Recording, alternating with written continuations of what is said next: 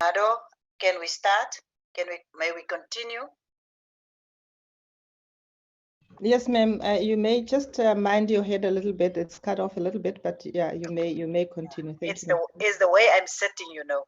It's okay. It's actually, yeah, because but I it's think fine now. I'm going much more to the front on the chair. But thank you very much for the preparations. I think just before we start to say anything else, I just want us to observe a moment of silence. I just heard about some few people that are still falling victim to the COVID-19 pandemic. Also, we've been having a very good relationship with the community radio stations within our province, Northern Cape, as well as Western Cape. They have been giving us coverage, and today the local radio in Uppington, Radio Riverside in the Lower Orange district, the secretary of the radio also passed on.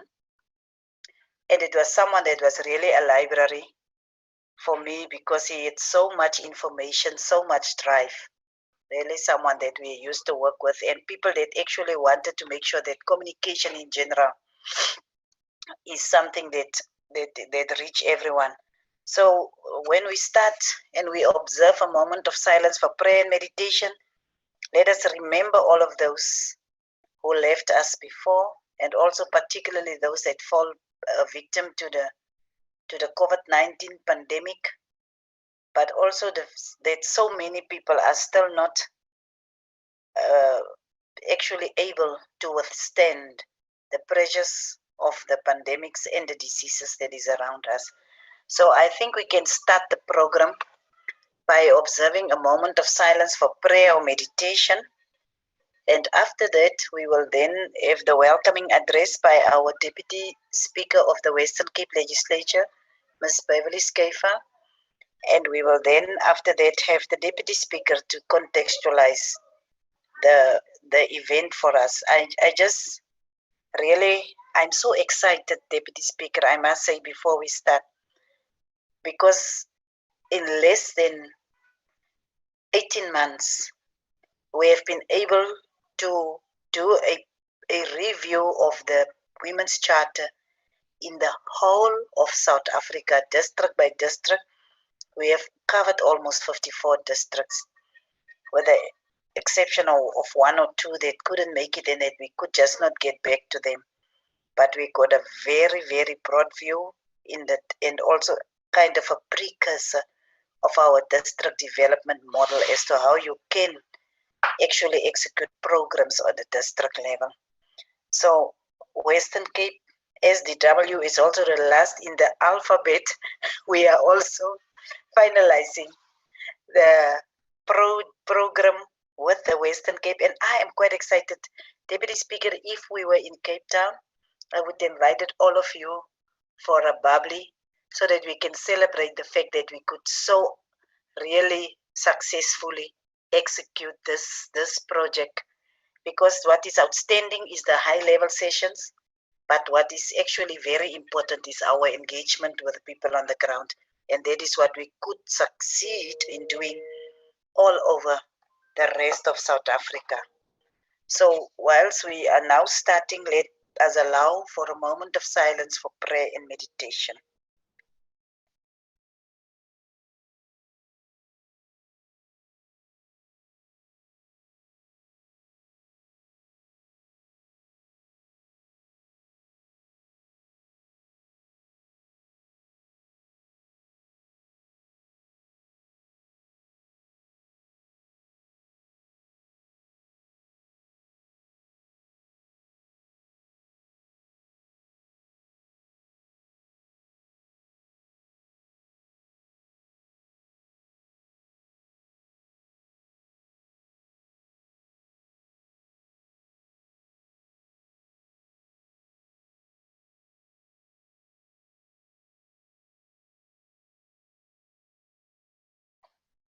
Baie dankie. Thank you very much. I thank you. I think we will now allow the Deputy Speaker Ms. Schaefer, to continue with a welcoming address. Thanks you once again for availing yourself for this program. Thank you very much to Honourable Senoli. Lovely to see you on the screen again. And Honourable Lucas, well done on the work that you've been doing with regards to the Women's Charter. To our 3 executive mayors, a very warm welcome and thank you for the opportunity. I think it's great that we've been able to engage on this very, very important matter. Give me a second. There we go. The demands of equal pay for equal work, equal access to business, job and other opportunities, and equal rights in relation to marriage and property rights for women remain as relevant today as they were at the time of the adoption of the first Women's Charter in 1954 during the founding conference of the Federation of South African Women. The Women's Charter is considered to be the cornerstone of Women's Charter for Effective Equality, which is our country's first democratic parliament adopted in 1994. As participants, we will be aware that the Charter contains 12 articles which demand equal participation, recognition, and empowerment of women in all aspects of society and from all walks of life.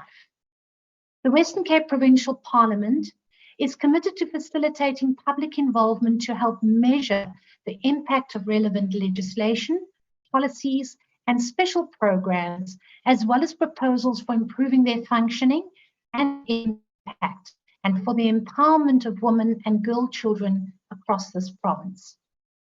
Over the past 2 years, our Parliament has sought to conceptualize and facilitate safe spaces for critical engagement by women representatives from across the Western Cape around the work being done by the province to bridge the urban-rural divide and make Parliament and its lawmaking and oversight processes far more accessible and to transcend institutional, cultural, and other existing barriers to the realization of gender equality in South Africa. Our Provincial Women's Parliament, for example, has comprised of delegates representing women's organizations from across the province, including the Cape Metro, the Central Karoo, the Cape Winelands, the Garden Route, the Overberg, as well as the West Coast. During the Women's Parliament resolutions were taken by delegates for the announcement in the House, publishing and direction to relevant ministries for feedback and reporting on were done in due course. Our Parliament uses parliamentary tools such as its rules to convene extraordinary parliamentary meetings to specifically consider urgent matters facing women and girl children.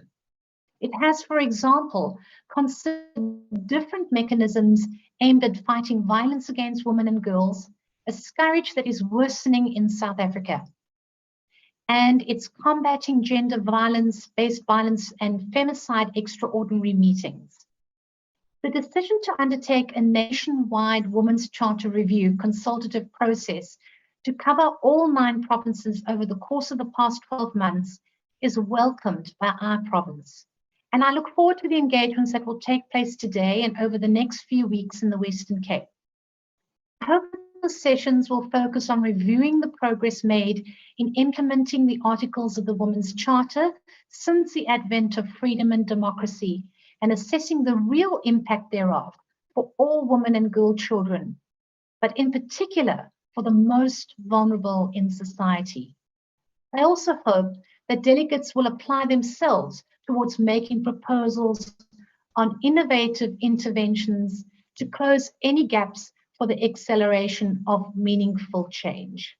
I thank you. Thank you very much, Deputy Speaker. Thank you for the welcoming.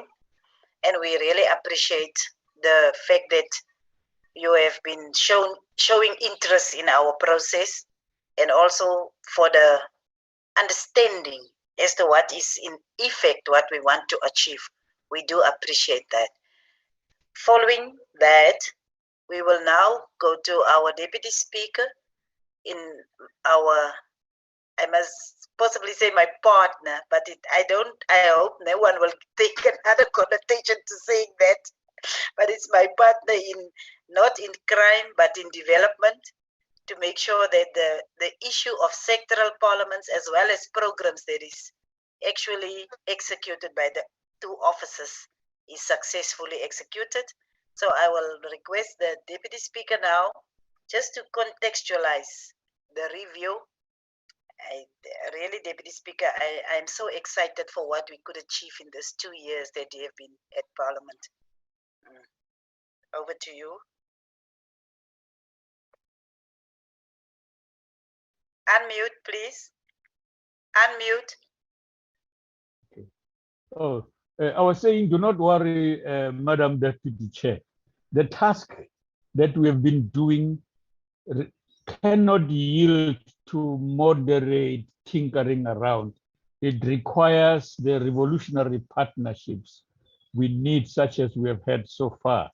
So that will be our understanding, that we need deep, thoroughgoing changes to occur to be able to achieve the vision of our constitution, which calls for a non-racial, non-sexist, democratic, and as I usually say, prosperous, but hopefully egalitarian.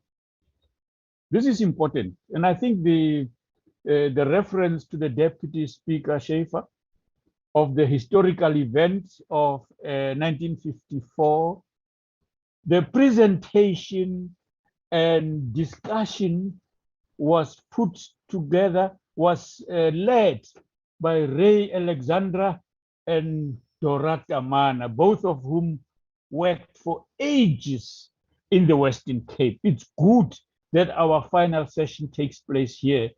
So we must pay tribute to them for having played an important leadership in the organization and the struggles for the equality in society of all human beings, that to be able to do so, we need the advancement of women. We must also emphasize that even as this is a women's charter that we are looking at reviewing, we are, as I have just said, doing it in order to advance non-sexism, meaning all genders, meaning, for example, the LGBTQ plus community, people who are often discriminated. The role of men in the work that we are doing are critical.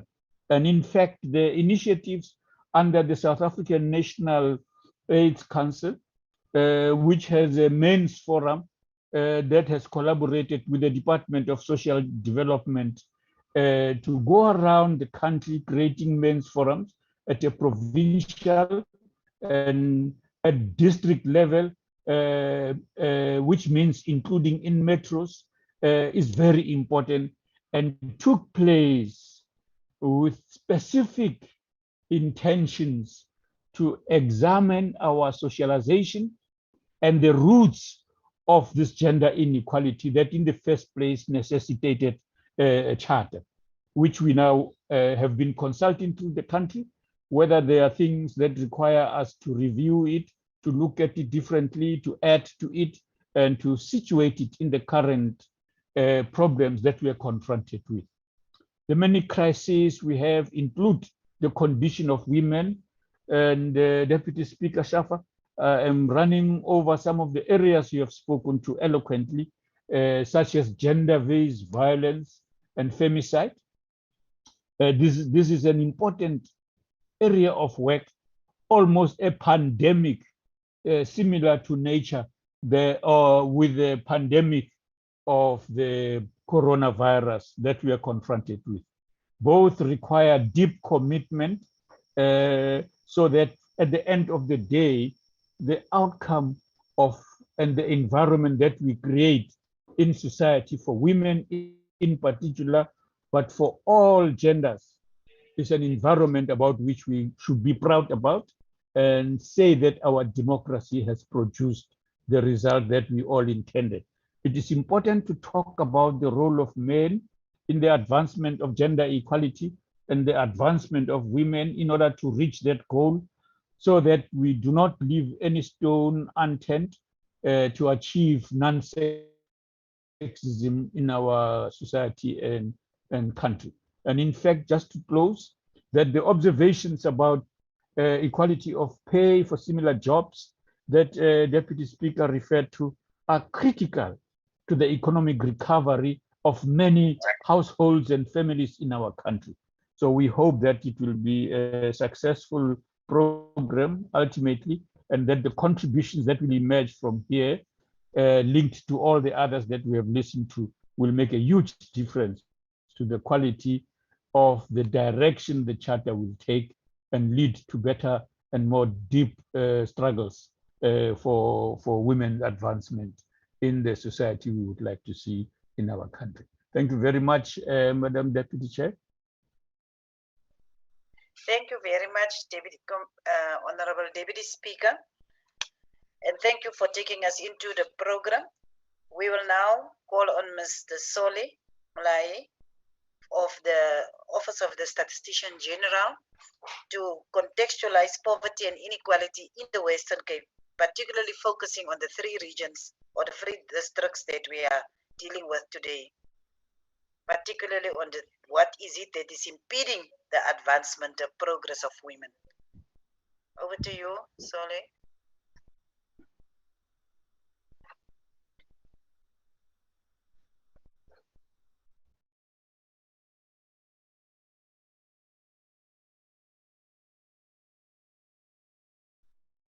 So is there a problem with my audio or with yours?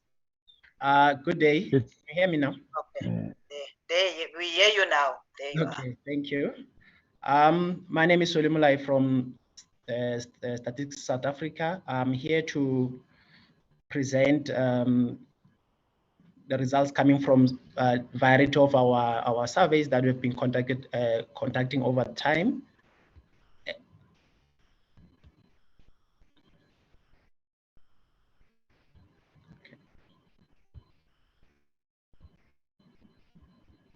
We can't hear him. Yes, sorry. So I think we could start with trying to understand the population of South Africa. So based on our mid-year estimate, we are estimating around 59.6 million South Africans.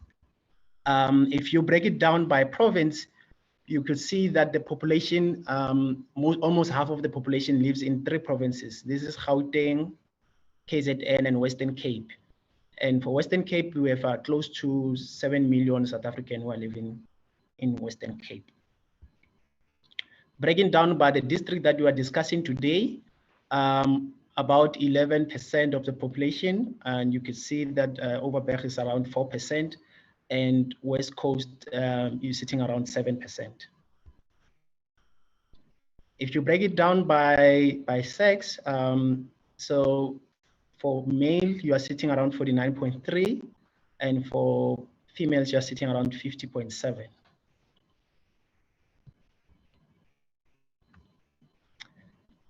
Breaking down the sex according to the district, Overberg has a lower proportion of females than males, sitting around 49.5.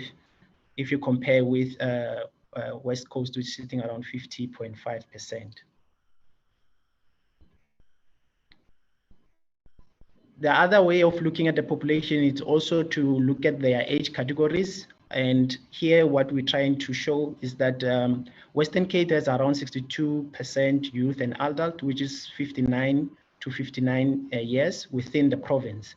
And you can see the second bar from below, and you can see it's almost above the South African national average, which is sitting at around 62.3, just below it. And you can also look at the children under 15 within each province. Western Cape is sitting at around 27.7%. Let's look at how the children living arrangement within the household. We can see that nationally 42% lived with the mothers only. Western Cape had the lowest proportion of children living with either the parents. So for Western Cape, living with mothers, only it's around 36.6, 36.3. And if you look at living with both parents, it's around 48.5, which is slightly higher compared to the national. So if you look at the proportion of those who are living only with fathers, it's around 3.6% for Western Cape. The other indicator that we are also tracking, here we are looking at the female head household and comparing it with the male headed household. The 20.6% of the female headed household in Western Cape indicate that they don't have anyone in the household who's been employed, and you can compare it with the headed household, which is sitting around 17.6%. So there's in terms of proportion, there's a little bit higher proportions in terms of female headed household who indicated that in their household they don't have anyone who's been employed. Now let's look at the occupational. I think here what we are trying to say, we are using our quarterly labor force. This is the recent data point that we have just collected in Q4 of 2020. So here we're looking at those who have been employed, and then we break it down in terms of the occupational. And I think specifically if you look at the marginal level occupation, so you see that that for Western Cape, for female, you're sitting around 41.3% compared to men who are sitting at 58.7%. So I think this chair, it talks to the point that you were mentioning earlier. We can still see that in terms of managers, for women, we are still sitting at 41.3%, and for men, we're sitting around 58.7%. I think the next set of slides, we're trying to understand the poverty level in Western Cape. We are using our, what we call it, our poverty line. We've got 3 of them, but then I think for us, for today, we are going to focus on the food poverty line, because I think that's the one that actually gives us a little bit more of insight in terms of the poverty. So these are the 3 bar charts that actually displaying the poverty line from the upper bound and to the lower bound poverty and the food poverty line. So you can see all of them, they are quite, when you compare with the national one, they are quite lower compared to the national. For food poverty line, for Western Cape, we are sitting around 10% compared to 25.2% nationally. So which means that in Western Cape, using the food poverty line, we can classify around 10% of the population. The other way of looking at poverty is to look at what we call it the multidimensional poverty indicators. This gives us a holistic view of poverty. Here we are using different types of indicators, or we are tracking different types of indicators.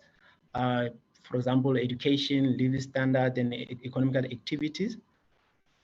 And I think in the next slide, we're running what we call it the SAMPI, which is the multi-dimensional poverty indicator. And you can see over time, using those 3 points from 2001 up until 2016, you can see that Western Cape has always been below the national average. I think now they're sitting around less than 3%, which is 2.7%. If you look at this, based on the 2 districts that we are discussing, all of them are just below 3%. West Coast sitting around 2.9, which is slightly higher compared to Overberg. But all of them are just below 3%. What are the drivers for multidimensional poverty? I think over time we've seen that unemployment is the most driver that contributes the most, or has the share, the biggest share. In 2001, it contributed around 33%, and moving to 2011, it moves to 40%, and now at 2016, it was sitting around 52%. So it shows that unemployment, it contributes a lot in terms of multidimensional poverty index. it contributes around half of all these indicators. And you can see the other indicators are actually dropping in terms of their share. Looking at the source of income, for Western Cape specifically, you can see that 70% of the household indicated that their source of income is salaries, around 70%, and 10% indicated that the source of income is grant. And if you can compare it with the other provinces and even the national salaries is sitting around 55%. The next slide, we are zooming into service delivery. Here, we're going to look at the electricity, sanitation, and then water. Those are the three indicators that we're going to we are tracking. In 2019, Western Cape was above the national average in terms of electricity. You can see over time, we're tracking it from 2002, it's always being above the national average. So the 2019 is sitting around 88.4%. Sanitation, it also shows that it's still sitting around 90%. So now it's around 94.5%, which is also above the national average. It is access to sanitation. So this says that almost 55% of the household, they have access to sanitation. Break it down by district. Again, we are seeing higher proportions here for almost all these three indicators. They are all above the 90s, which if you look at Overberg in terms of water, you're sitting around almost 98%. The next slide, we are zooming into vulnerable groups. And in this group, we are also looking at women are part of this group. So this slide is coming from the community survey. Here we are looking at the household. So we're saying Western Cape has the lowest proportion of agricultural household at 3.6% within the province. So here we are not talking about the big, large farms. We're talking about small crops, livestock that household can use to either to feed their families. So Western Cape is the lowest compared to the other provinces. You can see the top one is Eastern Cape and Limpopo.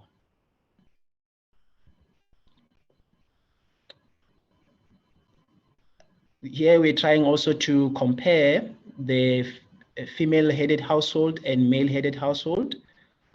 So we are saying that in 2019, Western Cape had around 11.1% of female-headed household that reported suffering from hunger. So if you compare it with their male counterpart, you see that the blue bar is just sitting around 12.4%, and for female is sitting around 11.1%, slightly lower.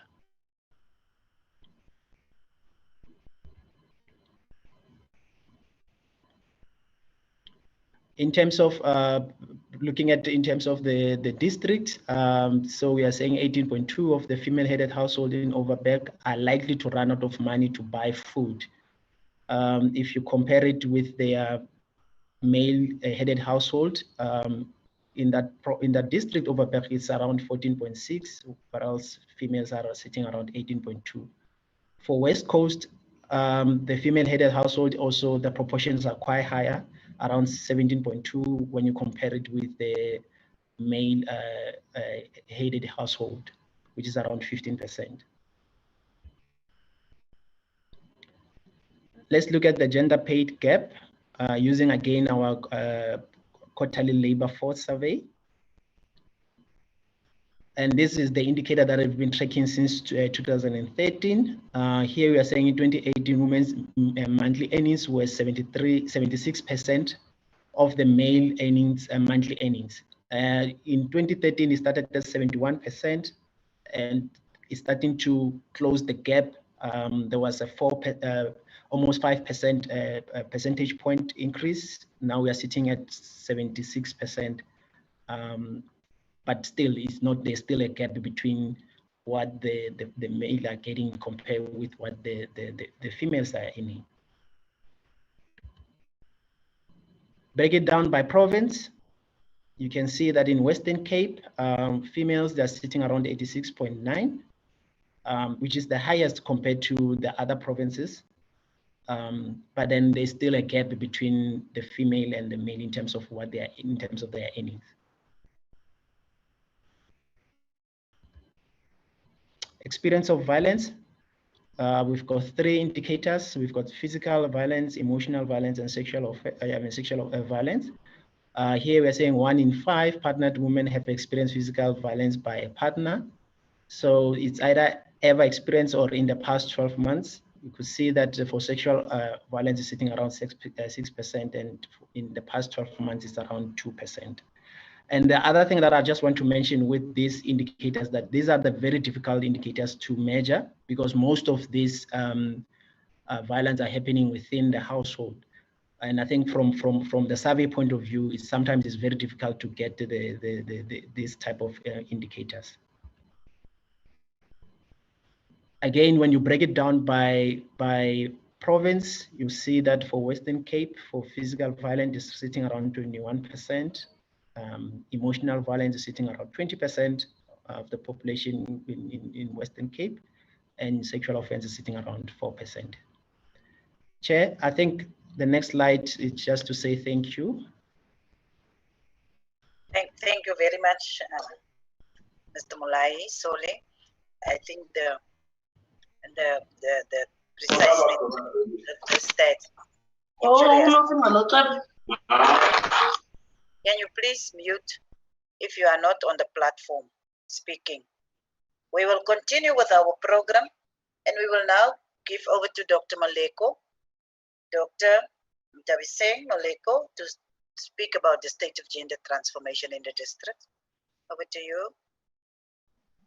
Thank you so much, Honorable Lucas. Thank you to the colleagues who have spoken before me.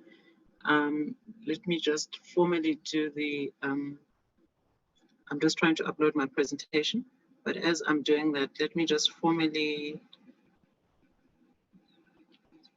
do the introductions. A very good afternoon to the Honorable Deputy Speaker of the Legislature, Honorable Beverly Schaefer. Thank you for inviting me, Honorable Lucas, to be here again. The sound, I would ask Kevin to assist if you can just mute all the participants who seem to be talking while we're having the session. A very good welcome to the honorable members who are here, to the chairperson of the session, Honorable Lucas, and to the co-chairperson, I don't know if Honorable Bilankulu is here today. Colleagues that are here, mayors that are here, executive mayors from the districts that are represented, a very good afternoon. And to the Honorable Deputy Speaker of the National Assembly, Honorable Senodi. A very good afternoon, colleagues that have joined us. To the fellow speakers as well from Stats SA and FFC, very good afternoon. Mine is to simply present the update of what CGE as a Commission for Gender Equality has done. I'm going to provide an overview of some of the things we've done at a municipal level, but also some of the recommendations that we provide to Parliament. You will note that CGE has been part of the Women's Charter Review, but also presenting bills, legislative reforms that could be enacted by Parliament in order to take the process forward where there are gaps. I'm happy with the presentation that has been shared by my co-panelists that touch on some of the critical areas that need to be addressed, particularly from a statistical point of view. So we focus today on the municipal status. And I think just to start out, for the perspective of the CGE mandate, CGE is not an implementer, but rather an overseer and independent statutory body that's been established in terms of Section 181 of the Constitution. Our mandate is provided for within the Constitution, Section 187, and we are governed by the Act of the CGE Act of 96. What happens is that we therefore act within our mandate, and if we need to monitor, evaluate the implementation of conventions, bills, and laws that impact on gender equality. And CGE therefore then uses that power within that scope and its mandate to monitor interventions, and I will explain exactly how we would have done that within the local government space.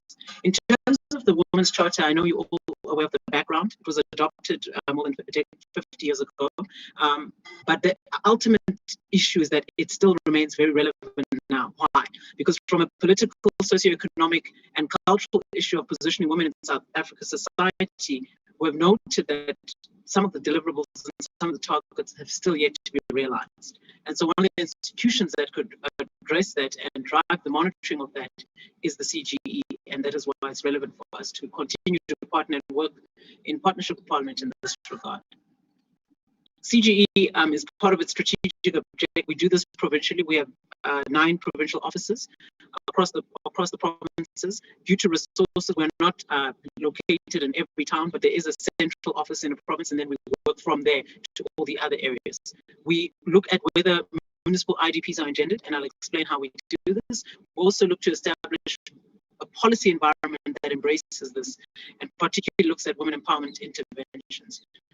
We use our gender mainstreaming approach to change the planning, the budgeting systems and processes, particularly at local government and public service level. But across the board, from private and public, we are doing this work.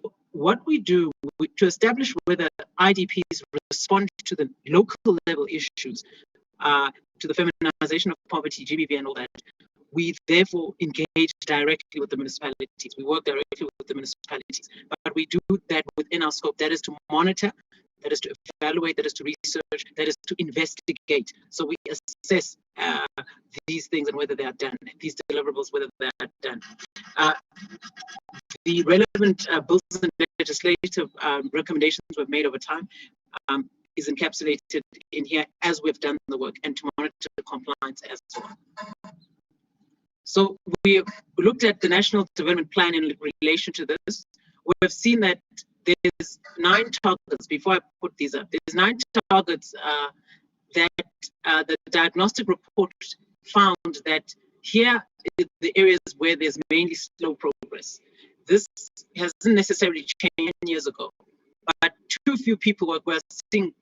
From 2008, we have seen the worst release of statistics on unemployment since the labor force survey has been started this last quarter.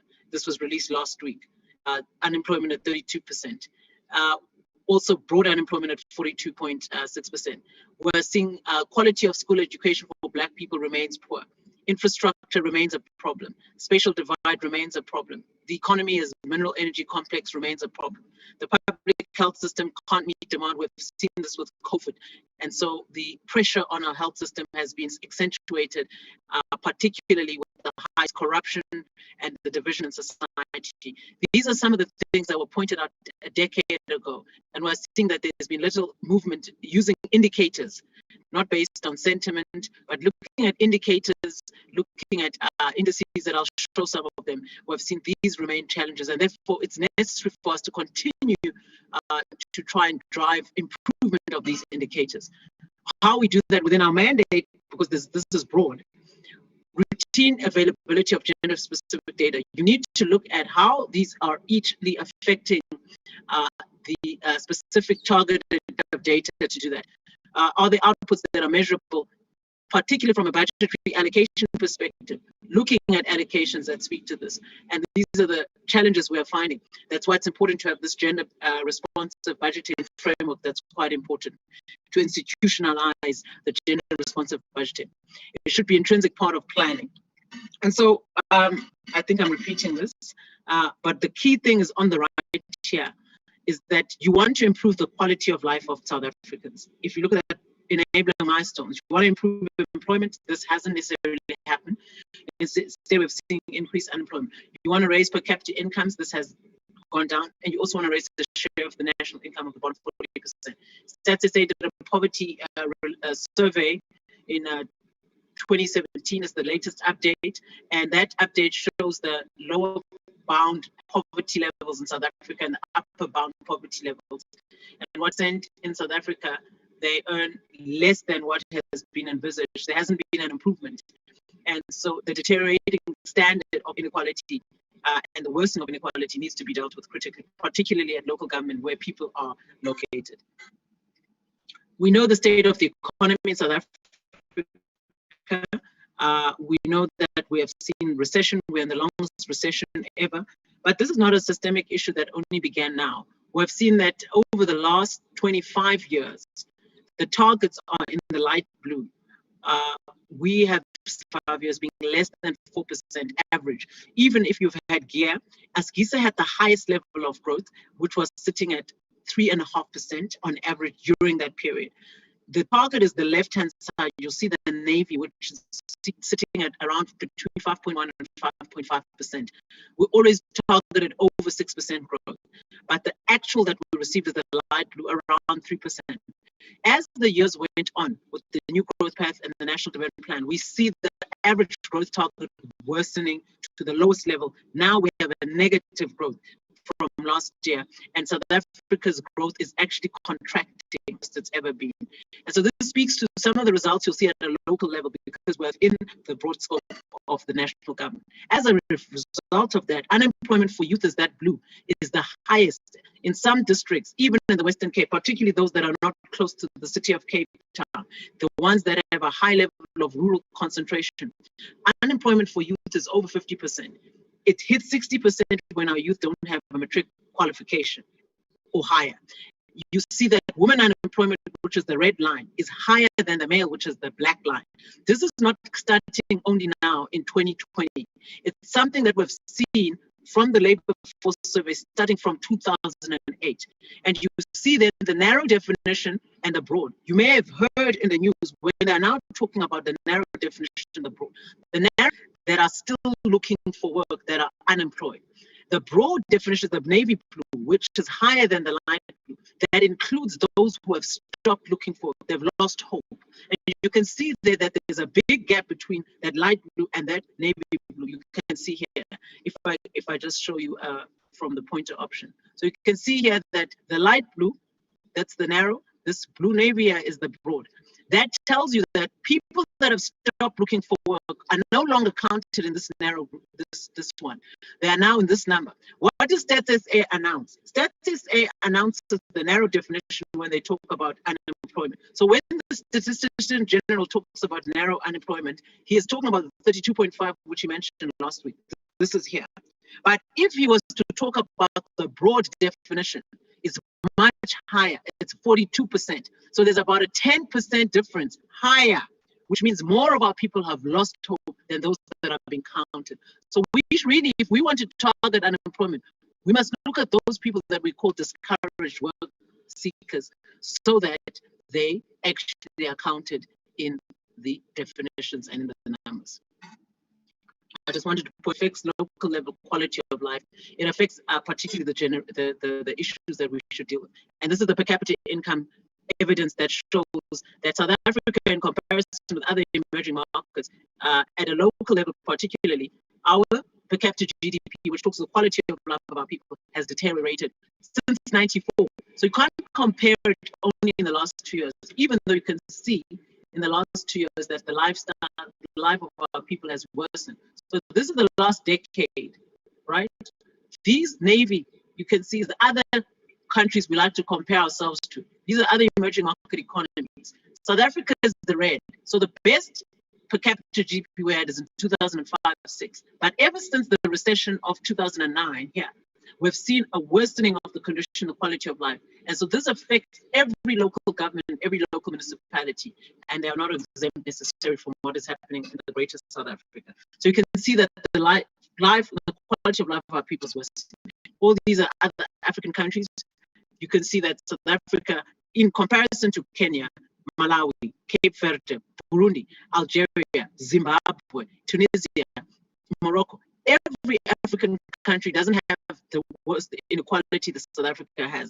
And this, again, you take it to the local level and you can see the gap between the rich and the poor. And that talks to the income deciles. And so we need to deal with this at a local level in terms of our empowerment programs and try to improve equality in terms of, and you find that it's gendered as well.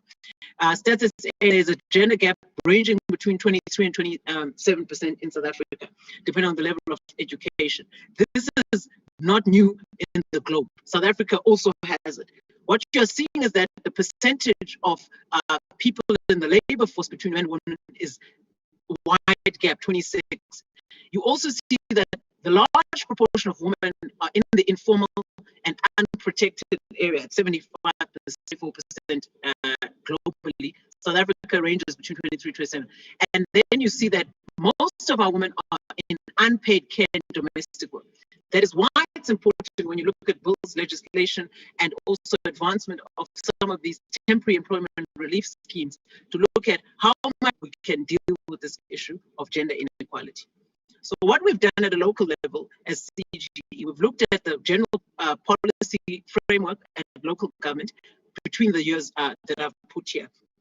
We've addressed specific issues that look at policy commitments and gender mainstreaming at the local level. We've worked the second bullet on with SALGA Women's Commission, where we try to coordinate and advocate for appropriate strategies. We also do workshops at a local level, and I'll show you which municipalities we've done that in to feed into some of the advancement of these.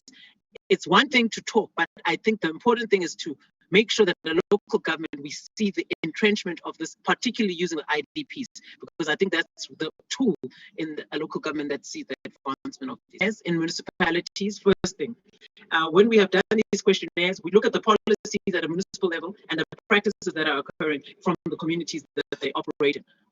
These are the areas we look at: institutional information around the municipality, who's decision makers, what is the council constituted of, who are the speakers, who is the mayor. We look at the workforce information. We look at the level of grade, disaggregate this by race and gender and disability. It's important to include those who are disabled, because we sometimes leave them out. It's important to look at, is there gender policies in the municipality? Because sometimes there are no sexual harassment policies. There are no relevant policies that talk to discrimination in the workplace, and we look at those. So these are measured across from 1 to 7 to look at, do municipalities actually have the environment to integrate this into the work? Many of the time, it's not the case. And I'll share with you those that we have looked at. But I think for municipalities that are here to look at, do we have programs and projects targeting both men and women and disaggregate, particularly projects and budget allocations that deal with this? And so we then come in to say, you are saying this, but now show us which are the programs, which are the projects, what is the budget allocation in this regard? Provide us the data. So this is when we're going to our municipal work. Where have we done this? Across the Western Cape, I've just high leveled the last 3-4 years.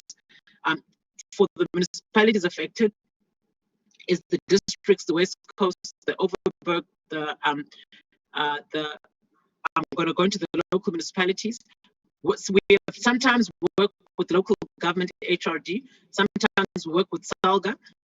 We try to work in partnerships where our mandates overlap.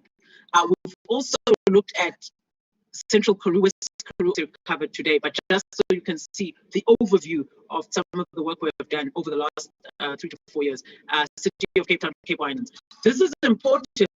This is the last page, because it's important for you to get a sense of, not every year, we don't go to every municipality every year, because we have a staff of 4 in the office in the Western Cape, and then we disaggregate and divide ourselves accordingly with the staff that we do this.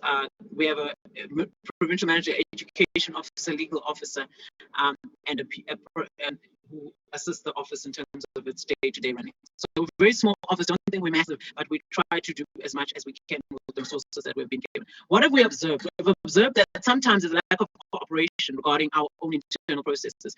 There's also a lack of resources at times in the municipality to support gender mainstream, because they are, municipalities are having problems with service delivery.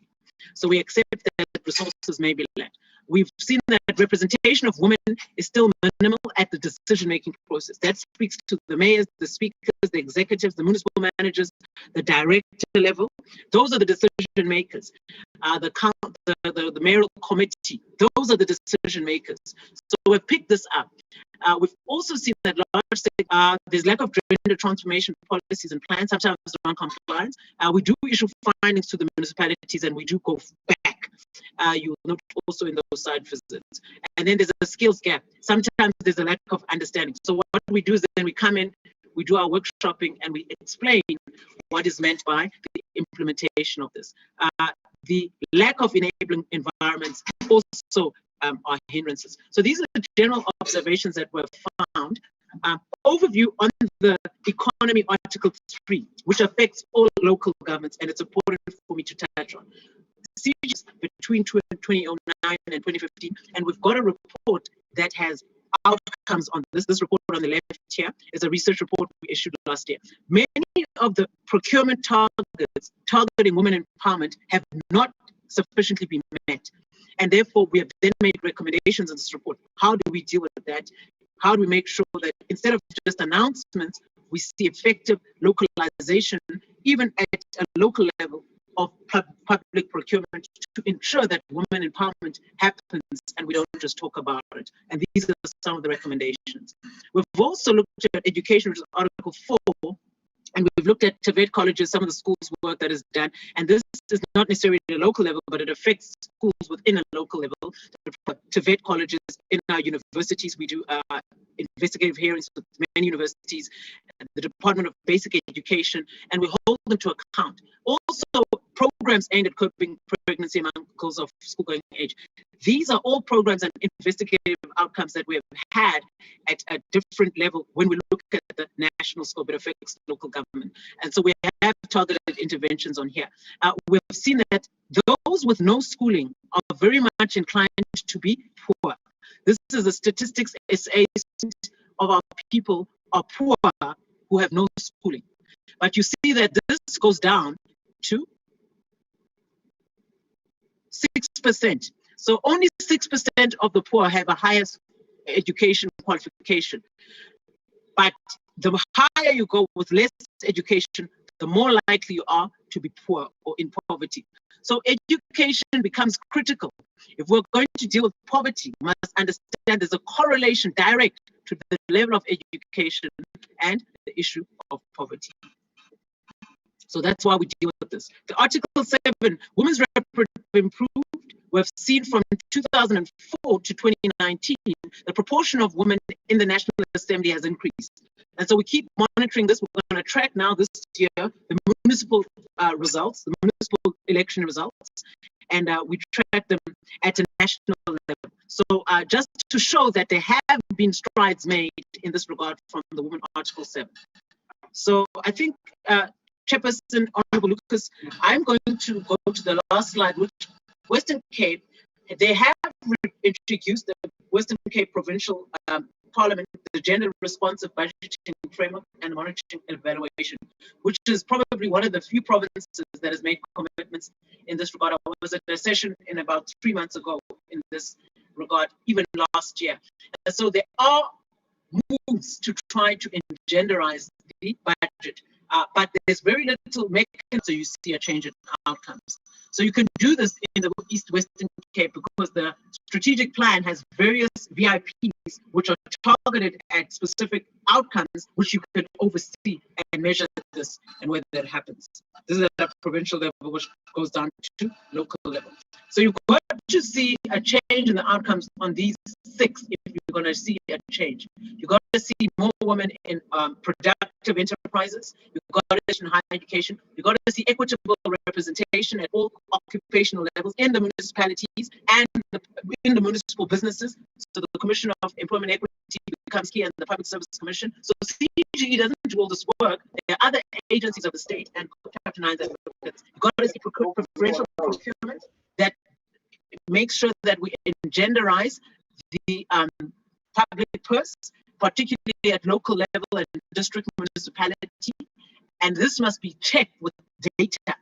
And we've got to see investment in enterprises and factors. So we have then made recommendations as CGE on bills. Sanctions must be harder where people don't comply. We must enforce maths and science. Some of these are not within the scope of local government. That enhance our research and development, science, technology, manufacturing. The economy must be dealt with, industrialization, agrarian reform. We must see rural development and women entrenched in these sectors and advanced. We must see the public procurement targeting women, youth, Black Africans, and giving them finance for capital for their SMEs, and the state of public purse. The relevant bills We have made inputs into here and some of the recommendations. Chairperson, I think I'll stop there and take some inputs later. But these are some of the things that we are saying as the Commission for Gender Equality. If we're going to see a real change in outcomes, these are some of the things we need to take seriously and lobby for at local level. Some are at national, but they also have effects at a local and a district level. So it's not just what is done locally, but what is happening nationally that affects the local. Thank you, Honorable Lucas. Thank you very much for the focus on intergovernmental relations and how we can actually also do oversight in ensuring that there is that rapport that is taking place. But also, I think I really like the historical context of your presentation, bringing us back to seeing that in terms of what we perceive as progress, we must make sure that it is the same at the level where people live that reality. We will continue, and we are still busy with our macro perspective, and we will now welcome the Commissioner Elsie Rockman from the Finance and Fiscal Commission to introduce the presentation from the side of the FFC. Over to you, Commissioner Rockman, and welcome back. Thank you, Deputy Speaker. Let me just say all protocol observed for the sake of saving a bit of time. The primary focus of the Financial and Fiscal Commission is the equitable division of nationally collected revenue amongst the three spheres of government and any other financial and fiscal matters. The district development model consists of a process by which joint and collaborative planning is undertaken at local, district, and metro level by the three spheres of government. It builds on the white paper on local government of '98 as the next step towards achieving our vision of developmental local government. National and provincial governments are required by the Constitution to support and strengthen the capacity of municipalities to manage their own affairs. The district development model is a practical intergovernmental relations mechanism to enable all three spheres of government to work together with communities and stakeholders to plan, budget, and implement. An IGR fiscal mechanism, system, and process must be an inherent key element of this. We need to reflect and determine to what extent our budgeting instruments and processes have been adapted to reflect the district development model. We learned from the Minister of Finance's budget speech recently that the Municipal Systems Improvement Grant is now extended for the rollout of the district development model. This will assist us in addressing the financial governance challenges for many of our municipalities. Now, gender-responsive budgeting involves a full process from analysis of the budget programs from a gender perspective to a process of change based on identified gender equality gaps, as well as the integration of gender perspectives throughout the budget process. It essentially aims to mainstream gender in economic policy making and seeks to transform the entire budgetary process. Gender-based budgeting must be aligned to national development goals on gender equality and women's development. GRB does not involve creating separate budgets for women and girls or simply increasing specific budget allocations directed to these groups. Instead, it involves collecting budget revenues and allocating expenditures that address persistent inequalities between women, men, and on the one hand, and women and girls on the one hand, and men and boys on the other. A comprehensive approach would include at least the monitoring stage of the budget cycle that includes policy appraisal, beneficiary assessment, and gender disaggregated public expenditure. A focus on revenue, which includes how revenue is generated, who is contributing to national revenue, the effects of the tax system on men and women, the overall structure of the tax system, and who benefits from tax incentives. As well as the third leg would be the overall analysis of budget proposals, which involves your gender disaggregated analysis. At local government level, our IDP and budgeting processes go hand in hand. The one simply do not exist without the other. These processes should not only be outwardly reflective, but also find expression from an internal institutional perspective. Research conducted by Toad, Satoli and Williamson in 2007 investigated the extent to which women's issues have been incorporated at local government level and concluded that municipalities tend to lag behind national policy and guidelines in giving priority to the goal of gender equality. The original IDP guide packs included guidelines for mainstreaming gender in IDPs, and it set out an approach in which gender was incorporated into each stage of the IDP process. The Gender Policy Framework for Local Government was launched in September 2007. It emphasized the role that the IDP can play in mainstreaming gender in the policies and implementation plans of municipalities, as well as the importance of introducing key people such as gender focal points, structures such as the gender forums, and monitoring and evaluation mechanisms to institutionalize government's commitment to achieving gender equality. National government thus set the parameters and provided crucial starting points for municipalities.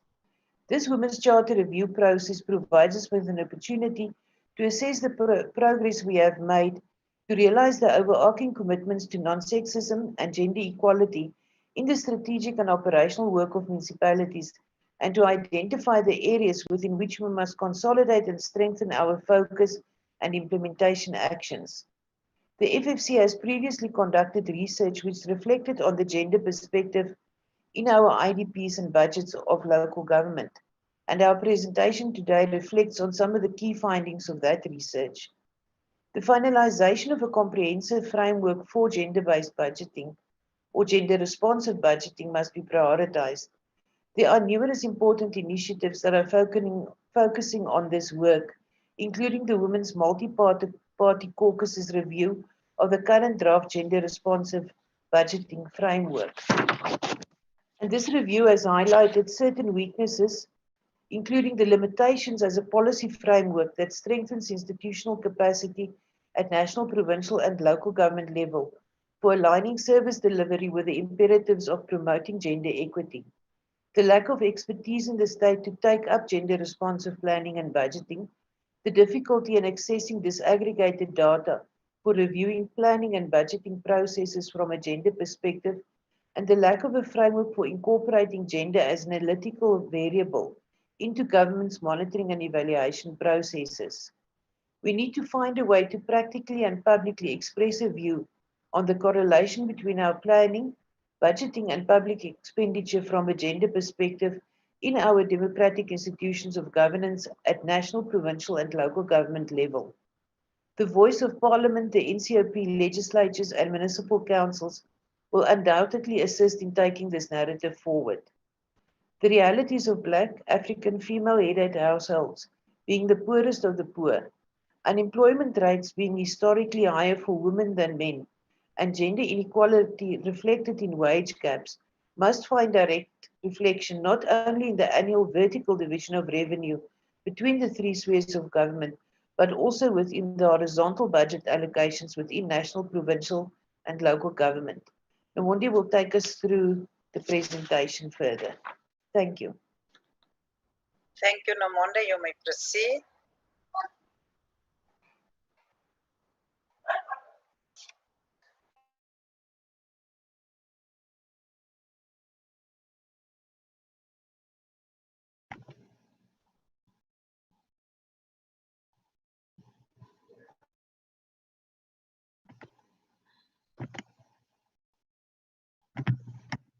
Thank you, Chair. Thank you to the honorable members as well as colleagues. I will just take you, next slide, Kevin. Yes, thank you. I'll just take you through to a study that FFC has done on gender budgeting. The view of the FFC was that one avenue that should receive greater emphasis to gender budgeting is through the intergovernmental fiscal relationship. The FFC is of the view here that a successful one will be sensitive to the needs of women and contribute to moving us out of poverty. The objectives of the study that FFC conducted was to assess the gender responsiveness of municipal budgeting process. The study followed two methods. It was the IDP, where there were 30 of them that were randomly selected and reviewed to see if municipalities cater programs on gender budgeting in terms of gender equality, gender mainstreaming, and so forth. Also, the study it covered 4 provinces, which included Western Cape. Of particular focus of the study, it was looking at 4 indicators of variables, which were the local economic development, the water and sanitation, early childhood development, as well as the housing infrastructure. The FFC is of the view that these 4 indicators, they do alleviate the plight of women. In terms of the IDPs that were also reviewed, Overberg district municipalities was one of those municipalities that was randomly selected. At a general level, findings of the study based from those 30 IDP reviews that were done were that there is lack of gender mainstreaming and women empowerment as an approach at the local level. There is lack of gender disaggregation between female and male. If it is disaggregated in some municipalities, it's only used for population purposes or to show the unemployment levels. It's not featured, or it's not part of the IDP in terms of being used for gender purposes or gender mainstreaming. Also, the other issue where we found that while we find there was it was more about equity versus mainstreaming for gender equality. That is, it was more about the numbers. While the numbers are important, you find that most of the municipalities, they will say that we have certain amount of women at these positions, but in terms of equality, equal opportunities and conditions, all that information was lacking in most of the municipalities. Also, there was weak translation of gender equality commitments into fiscal commitments. What do we mean by this? Is that the IDPs show little evidence of the manner in which the IDP planning processes and budget offices have budgeted for gender mainstreaming. Sorry, next slide, Kevin. Also, in terms of the case study, there was case study which also included the Western Cape. The results are similar to the local level, the local government. Also, the FFC found out that there was poor translation of the national agenda for women empowerment and gender equality into local government programs. Also, the disaggregation of the data was lacking.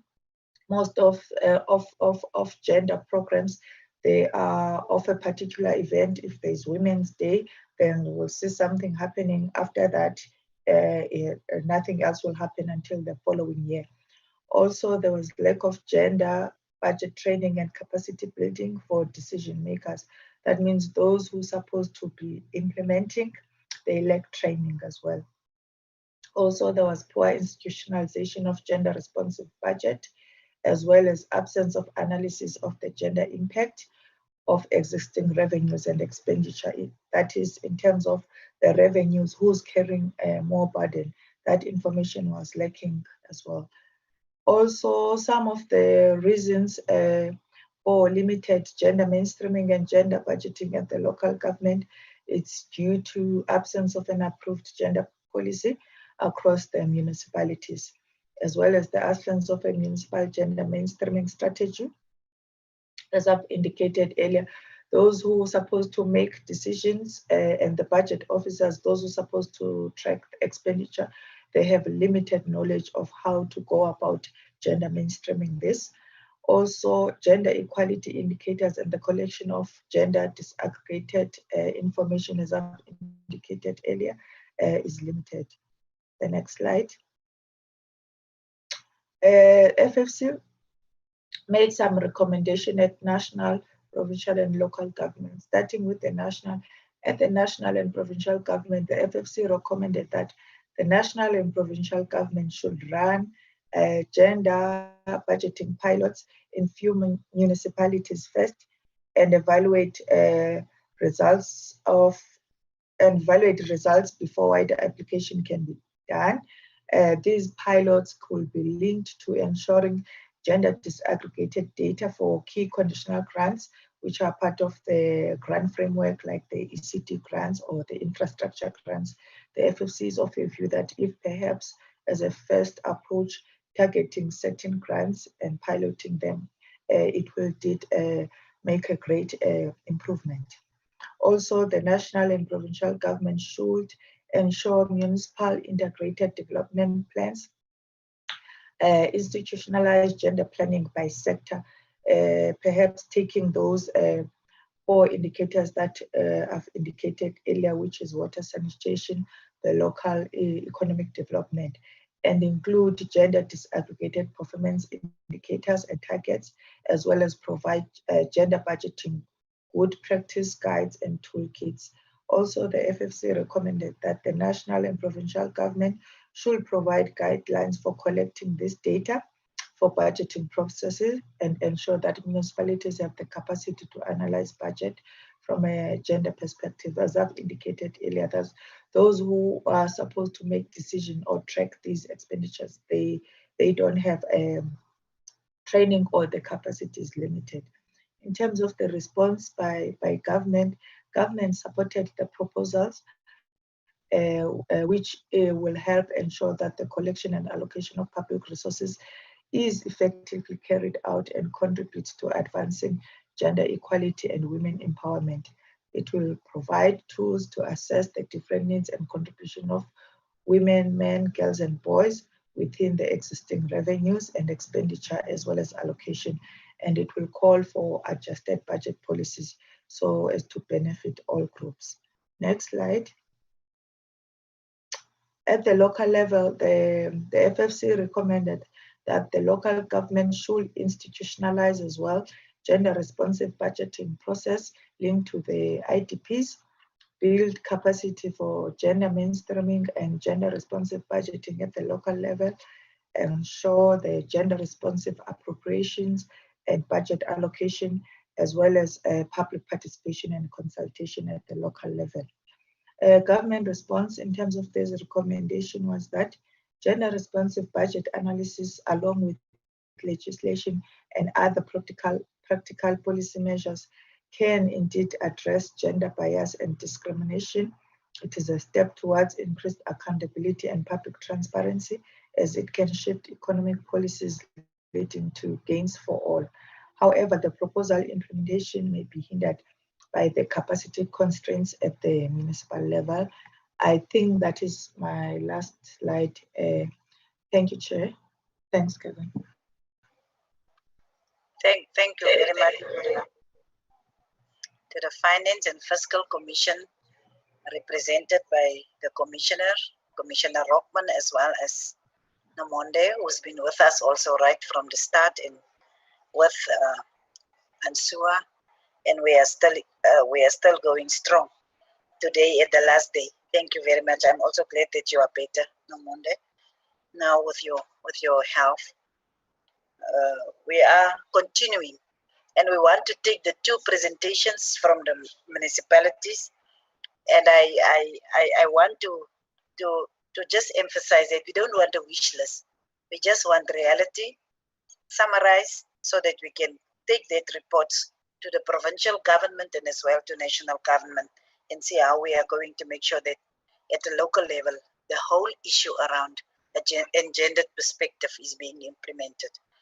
We will now continue with the program, and I will call on Alderman Maguire and Ms. M. Blankenberg from the West Coast District Municipality to give us a perspective on their district. Alderman Maguire.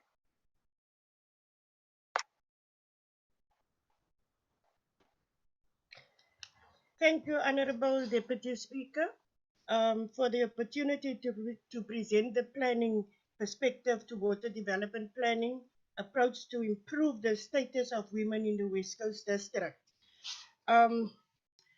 First of all, we at the West Coast District Municipality, hereafter referred to WCDM, is a Category C municipality, which is classified as a medium capacity municipality in terms of the implementation of the MFMA. The district is made up of 5 municipalities, which are Matsikama in the north, Heerdeberg in the center, and Bergrivier, Saldanha Bay, and Swartland municipalities in the south. All the municipalities in this municipality have access to the Atlantic Ocean in the west. The N7 National Road connects all the municipalities in this district except Saldanha Bay municipality. The district covers an area of 31,124 square kilometers. When we look at the district at a glance, the population in the West Coast district area is around about 455,881 people, where we have 129,862 households. When we look at the matric pass rate of 2018, we have 82%, and our learner retention rate is a rate of 68.6% with a learner-teacher ratio at 28.5%. Our poverty rate, it's about 0.595%, and we have 62 primary health care facilities in the West Coast District municipal area. Our immunization rate there is 59.1%, with teenage pregnancies around about 16.2%, and the maternal ratio per 100,000 live births is 71. Our safety and security, when we look at that, out of the crime stats of 2018 and 19, we have the highest drug-related crimes in the West Coast District area, with residential burglaries following just after the drug-related crimes. After that, we have driving under influence, the sexual offences 152, and the murders 127. When we look at the basic services delivered, 96.5% households have water, 83.4% refuse removal, 92.5% electricity, sanitation for 94.1% of the population, and housing for 85.8%. When we look at our road safety statistics, we had 121 road user fatalities. Our socio-economic risks that we face in the West Coast are slow economic growth, financial sustainability, and the low income and unemployment. The WCDM have an absolute significant role to play in combating poverty and to enhance the well-being of communities through programs and projects that will attribute meaningfully to the lives of people. Projects are the means by which organizations change and adapt to meet the needs of a changing society. Such projects are implemented by the Development Division, a committed division with its focus on building and maintaining social capital through access to programs and services. The West Coast District Municipality has established a culture of supporting vulnerable groups, including women, and NGOs across the district that contribute to achieving the national, provincial, and district aspirations of the country by serving communities who are in most need. The staff component, 1 manager and 5 community development practitioners. Functional location, strategic services in Office of Municipal Manager. The legislative framework, the project activities of the Development Division are not governed by the primary functions of a municipality, meaning it is an unfunded mandate. However, these activities can be linked to the Constitution of the Republic, Act 108 of 1996, enshrines the right of people to the democratic values of human dignity, equality, and freedom. Chapter 7 of the Constitution calls upon local government to promote social and economic development of communities and community organizations to matters of local government. Section 153 defines developmental duties for all categories of municipalities, stating that the municipality must A, structure and manage its administration, budgeting and planning processes to give priority to the basic needs of the community, and must B, participate in national and provincial development programs. Constitutional Schedules 4B and 5B define the core functional services of local government, which need to be effectively planned, delivered, and regulated as the foundation for social and community development in our municipal integrated development plans and PERF. The white paper on local government defines developmental local government as local government committed to working within the community to find sustainable ways to meet their social, economic, and material needs and improve their quality of life. The Municipal Systems Act contains processes and elements that lay the foundation for a developmental local government as envisaged in the white paper on local government. It calls upon municipalities to facilitate such participation by simplifying the manner in which it does business with communities. Our policy alignment, the National Development Plan, Chapter 3, Economy and Development, Chapter 6, Inclusive Rural Economy, Chapter 9, Improving Education, Training and Innovation, Chapter 10, Healthcare for All, Chapter 11, Social Protection.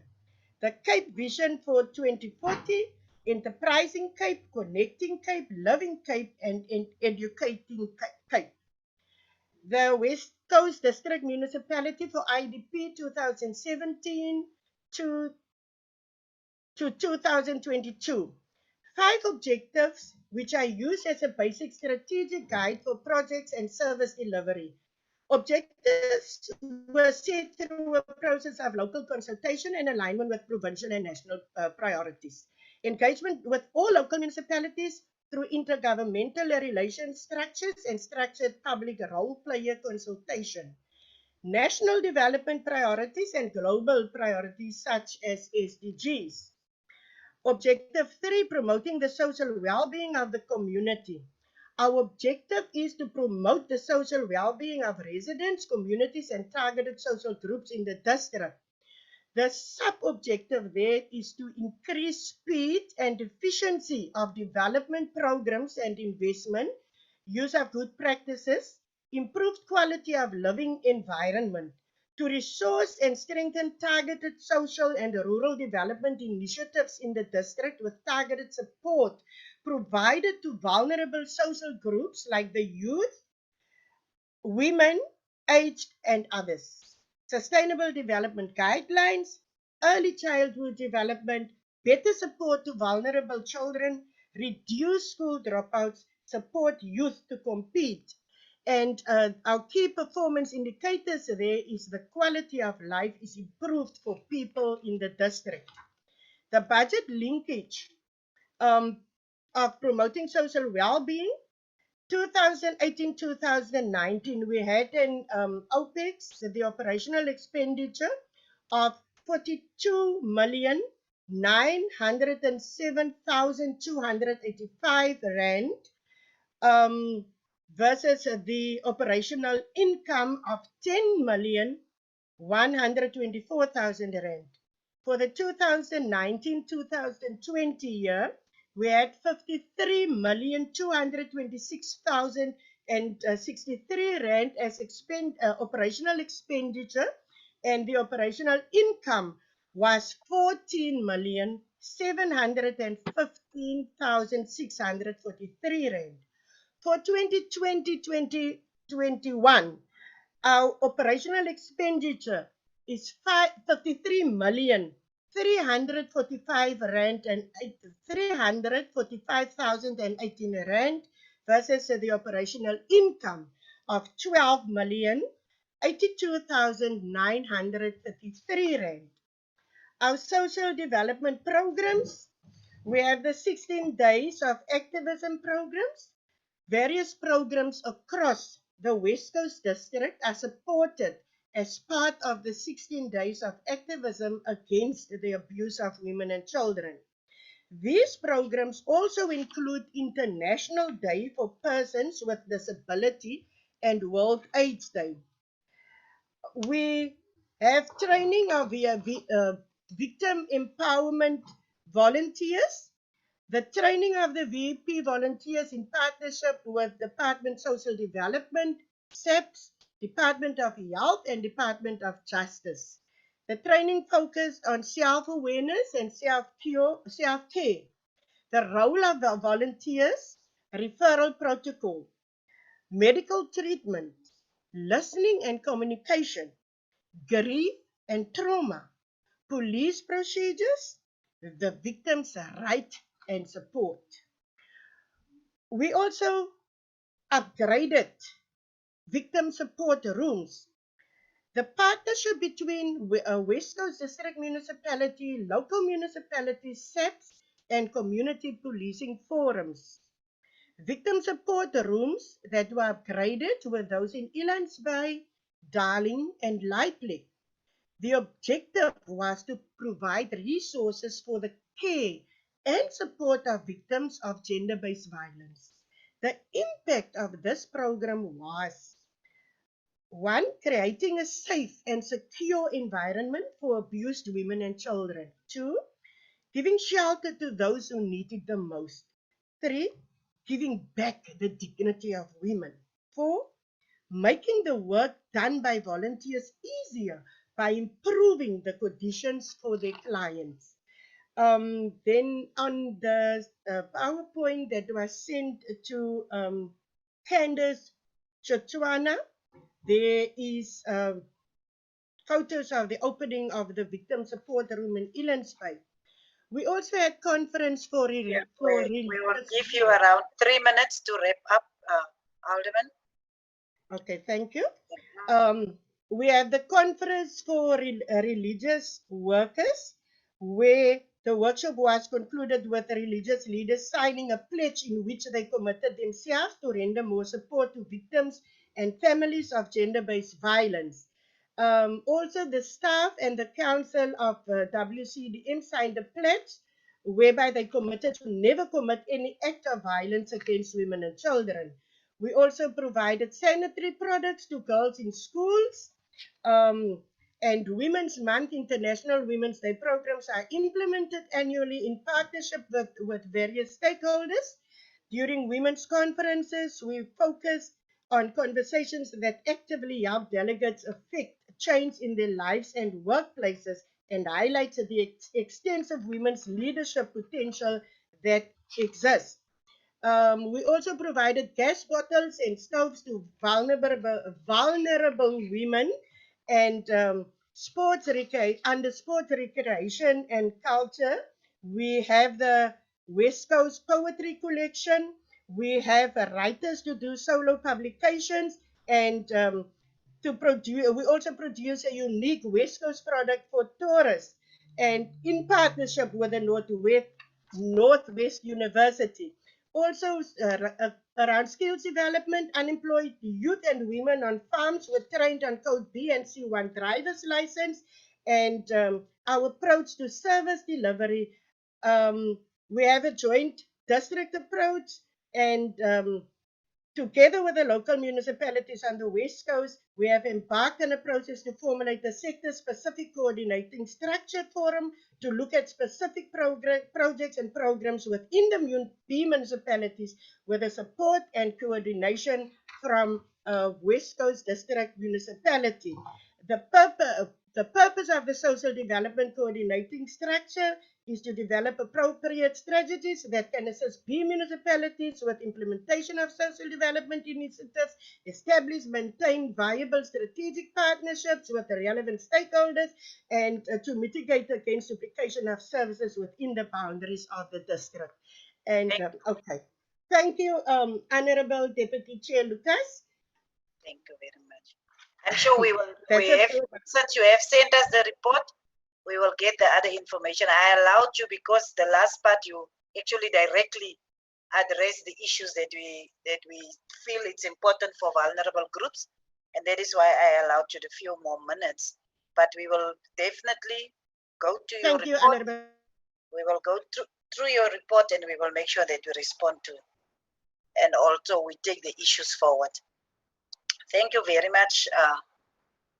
I see there is Valerie, but we are not so informal here. We speak about your position, and then we want to thank you for that input, and we will now continue. And Councillor Kutsia from Overberg District, we will now give over to you to present you do your presentation. Councillor Kutsia, Helen.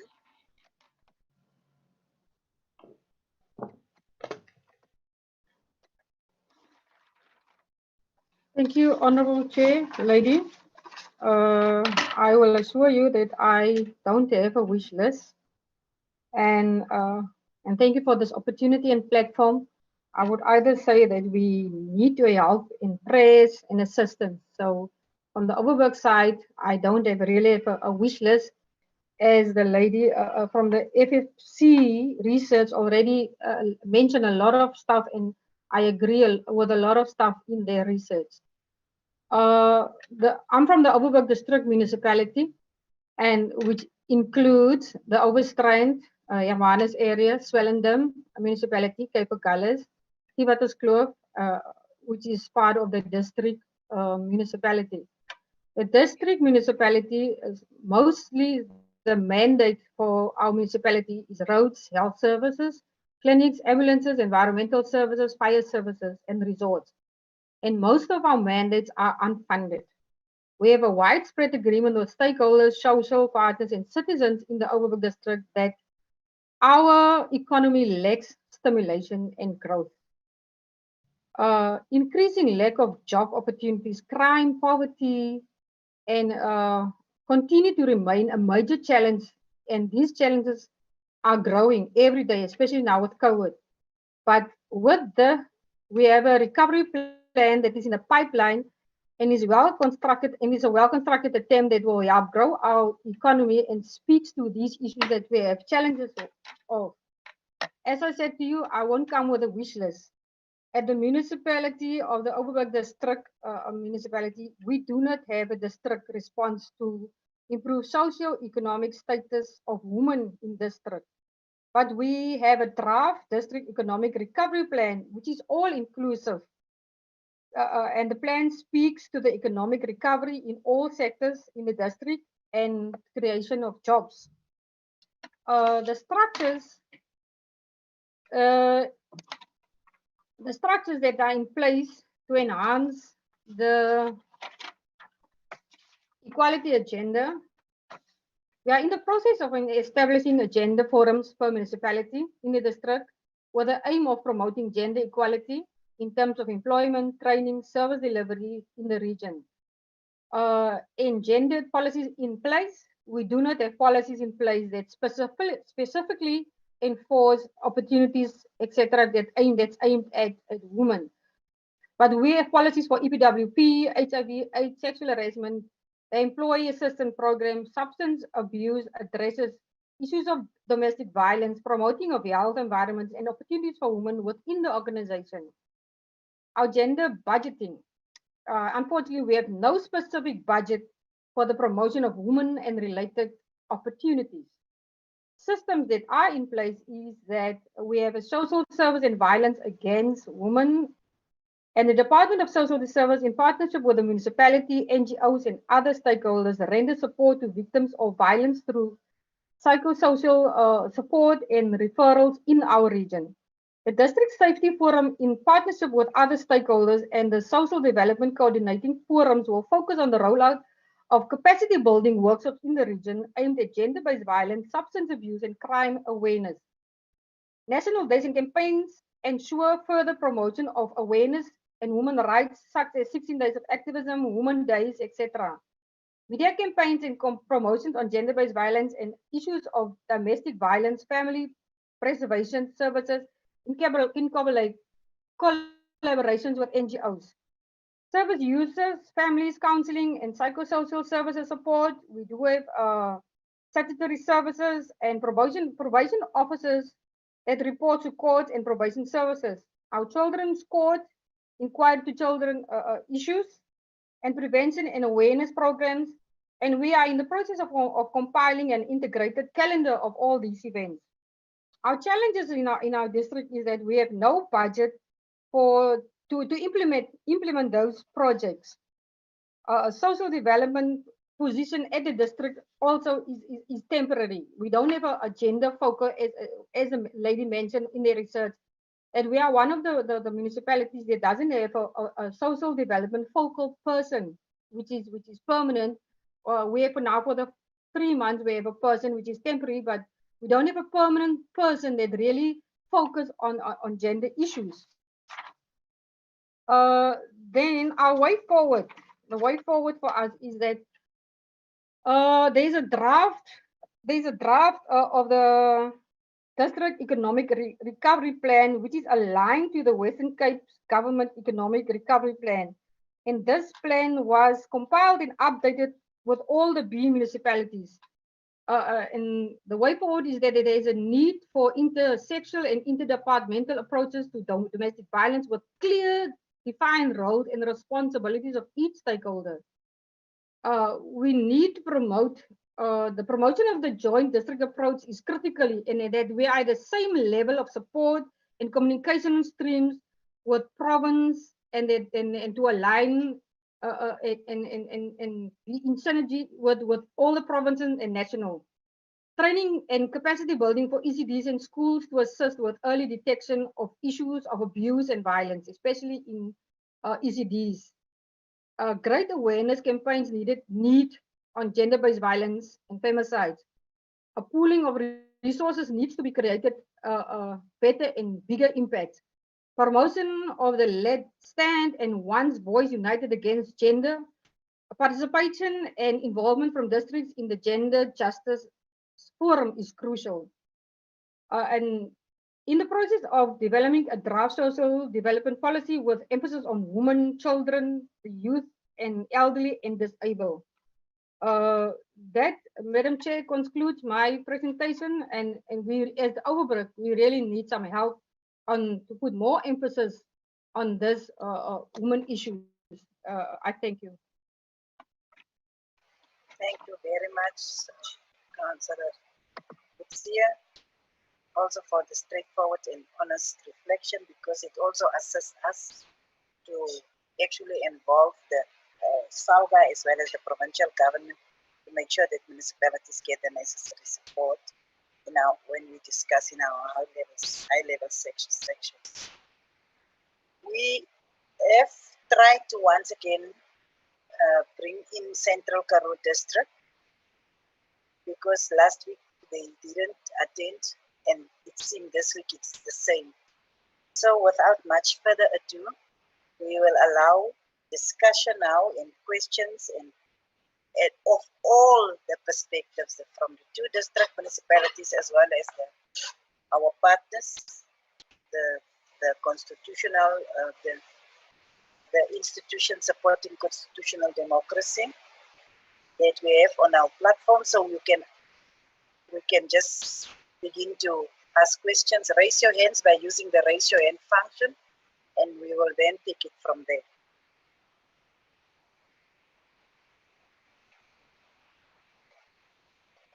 Continue. I want to see more hands. I only see 2 at the moment.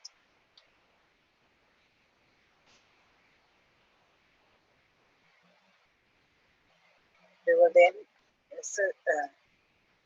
since the last person to speak was Helen Kutsia, we will now start with Penny de Klerk. Again, Penny, over to you. Hi, this time I actually knew how to do the unmute button. Thank you very much for inviting me again. I'm in very high company here, and I really appreciate it. I just want to bring the point of view from the people that work on ground level with the community on a daily basis. I think we see it in a much different light than the people that does the laws and does the planning and does the stats. I thank you again very much. There was a beautiful lady, I think her name was Intaba Singh, that spoke, and I really enjoyed her presentation. The situation on the ground worsens daily. It has gone from bad to worse to unspeakable actually at the moment. Now, we are pleading for everybody that's got the power in their hands to adjust the laws as a matter of urgency, to give the ground level workers that works with these people, and we are 80%, the social workers, I think there's too little of them, and I think they've got too little power, but we are about 80% of the people that work with these women and children on ground level. The current laws, the rules and the regulations does not allow us to make any meaningful difference in the lives of the women and the children. And you cannot uplift and empower anybody if the root of their daily struggle is not addressed first.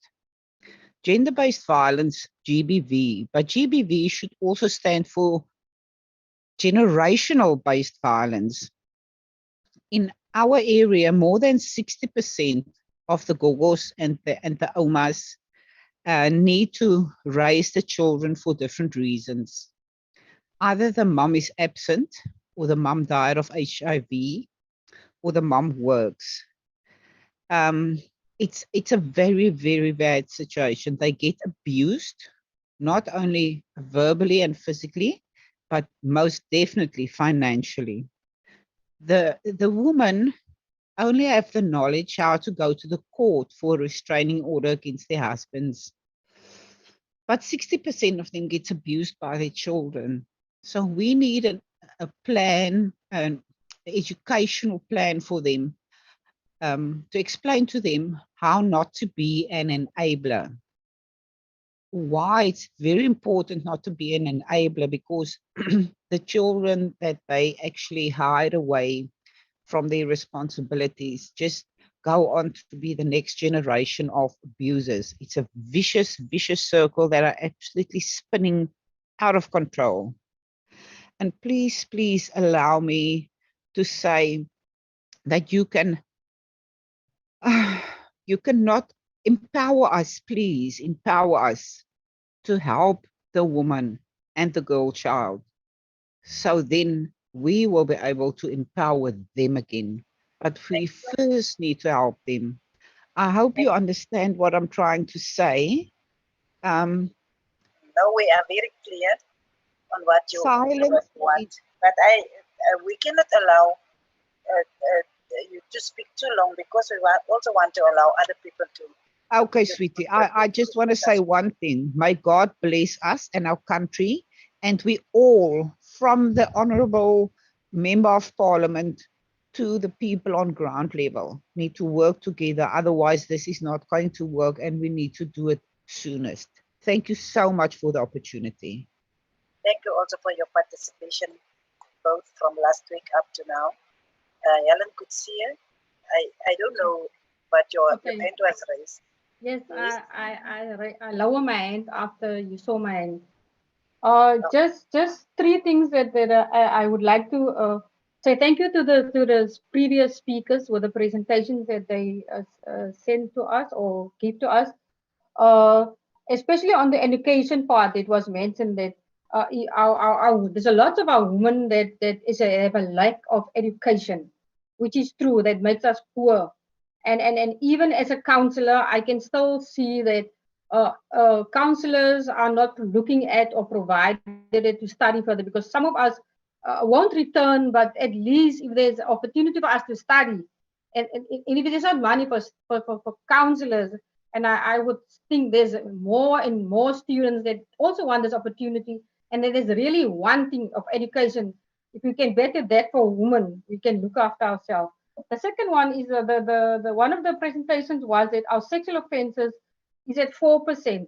I would like to know where does the 4% comes from. He said our physical violence is 21% and our emotional violence is 20% and our sexual offences is 4%, which I would think is not correct, because our town, or you know what I mean, boys and murders and everything, there's a lot of murders and stuff. I think our sexual offences should be quite higher than that. And then I have a problem with school leavers. Who is looking after school leavers? And a lot of children, especially girl children, they get pregnant and they leave school. And then we sit again with women that is not empowered. They sit with babies and they don't have education. And me as a woman, as a mother who is divorced, went through the abuse, and we're making a door open for a woman who is going to be dependent again on a man. That's all from me, Chair. Thank you. Thank you. We will now, the next one is Bongwe. Hi, everyone. Thank you very much, Madam Speaker. Mine is very short. I'm in the Overberg region, and I've been listening to Mrs. Kutsie, and what what I found out from her presentation is that there is a lot that needs to be done in the Overberg region as a whole, because really we need to focus more on the gender-based violence, and we need the district to help us in all our 4 sub-regions, in all our 4 municipalities in the Overberg. And then also the issue of substance abuse on the children here in our region is a big problem, is the biggest problem. So we need to empower the youth so that they can have things to worry about. Now they are just using drugs and all that. Looking now after the matric results, most of them are at home. They are doing nothing. So we need to have these programs to keep our youth very much busy, because the drug abuse is very worse. And then so if we can focus on youth empowerment, then we can have a better generation of tomorrow. And then looking at the women empowerment, I think that is our most focal point. Our women are being abused. They don't know where to go. They don't know how to deal with some of the issues. And the other thing, most of them, they are breadwinners, but they only depend on working on farms and all that. So this is the situation in the region, in the whole of Overberg region. So we need to empower our women really, and the district municipality needs to help us in this regard. We have ECDs also that are being led by women. They are taking from nothing. So if the district council can also help us there, like the women are already there, and then some of the ECDs are not even registered, and then the kids go hungry at the crashes, and then the people who are looking after these kids, the women that are looking after these kids, have to share the food amongst the others who do not have something to eat. So at least if the district council can take stock of all those small issues, then that can take us somewhere. Thank you so much, ma'am. Thank you very much, Pongwe. I just want to say that if there is anyone from Central Karoo that want to contribute to the discussion, it doesn't mean because your mayor is not on the platform, you cannot participate. We got the presentation on Central Karoo last week. We got the presentation on the states of Central Karoo, so you can also contribute to the discussion. We will allow a few more minutes for questions and discussions before we go to the presenters to provide some of the responses. Is there anyone that want to? Lana? Yeah. Yes, Lana Onino. And who is this one from PLA? Yes, oh yes. What is your name? My hand was up a long time. No, but we don't know. But the issue is that we cannot identify someone that is PLA and then go ahead. Okay. Can you allow Lana O'Neill and you will speak after Lana O'Neill and identify Okay. yourself Thank properly? you. Thank you. Lana O'Neill. Good afternoon. Can you hear me? We can hear you loud and clear. Hi. I just want to say thank you to all the presenters and all. It was quite important information that we got today.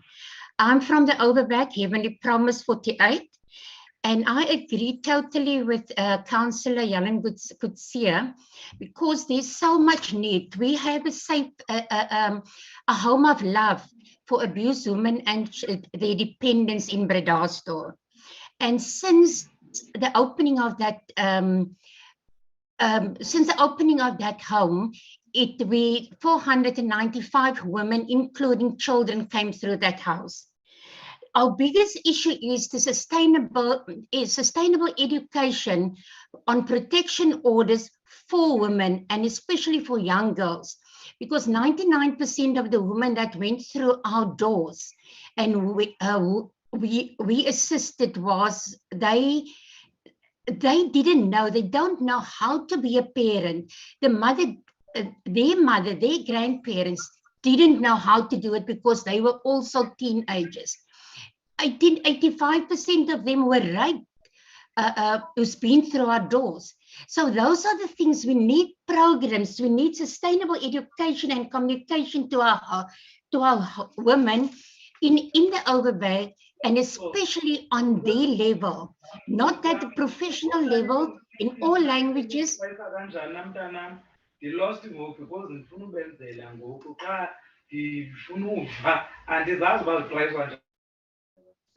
Hello? Can we please be assisted? Can you may continue, because I don't know who spoke. Okay.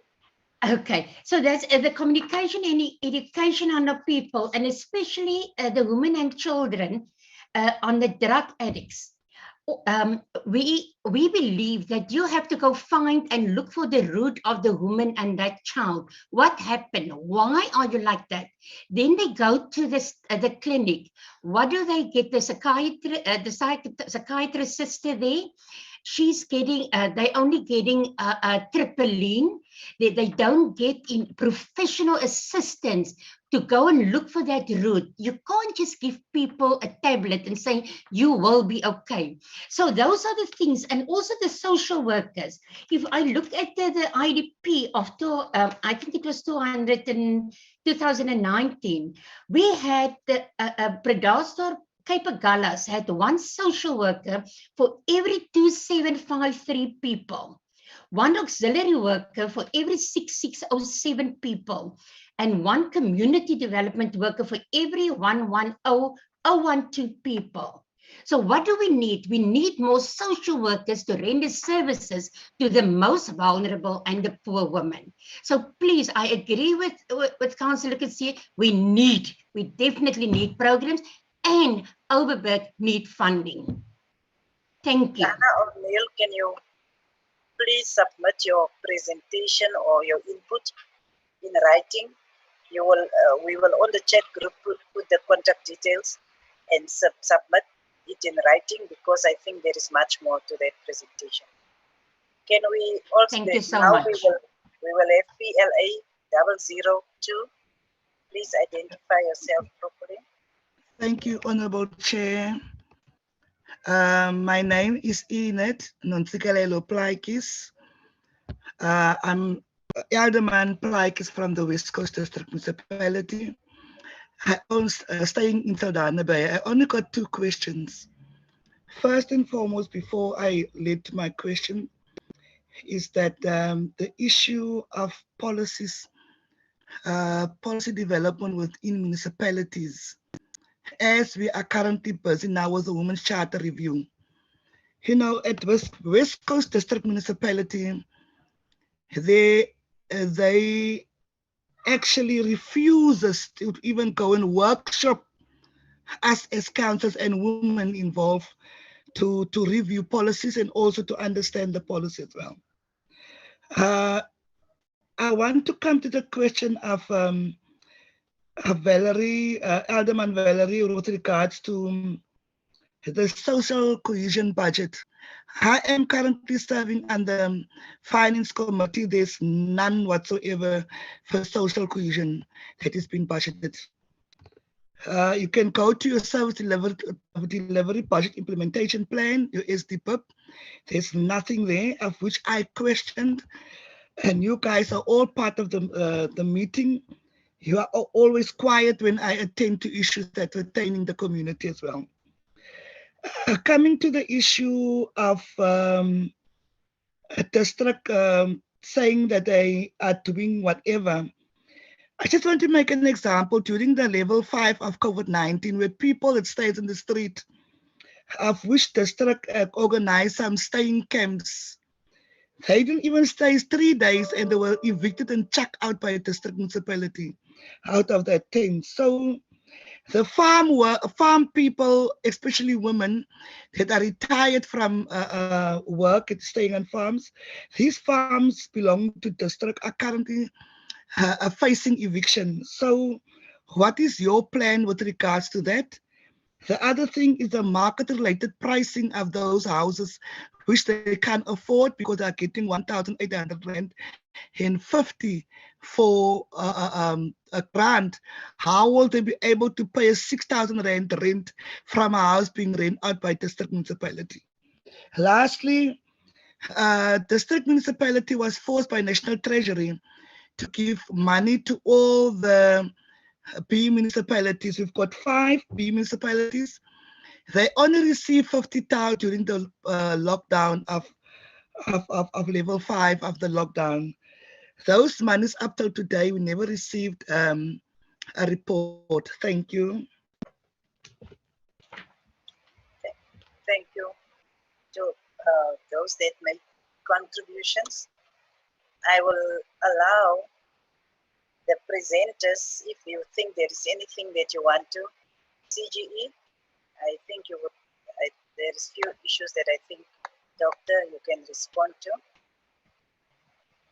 Mrs. O'Neill, we can see you smoking. It's in your private space, but can you please close the video? Because you are, even with your video and your smoking, you are contributing now too much to the in-house gases that you are bringing to us now. We will, I think, here, particularly with regards to issues around campaigns and so on, Doc, I think, can you assist there?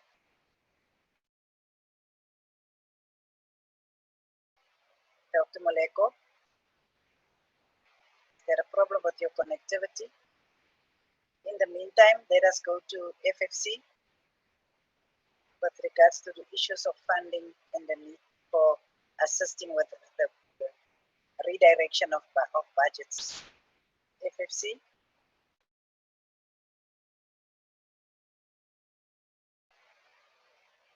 Am I not audible? Hello? You're audible, Deputy Chair. Yes, you are, Madam Chair. I'm getting worried now because I don't get the people to respond. Namonde? Namonde? Commissioner Rockman?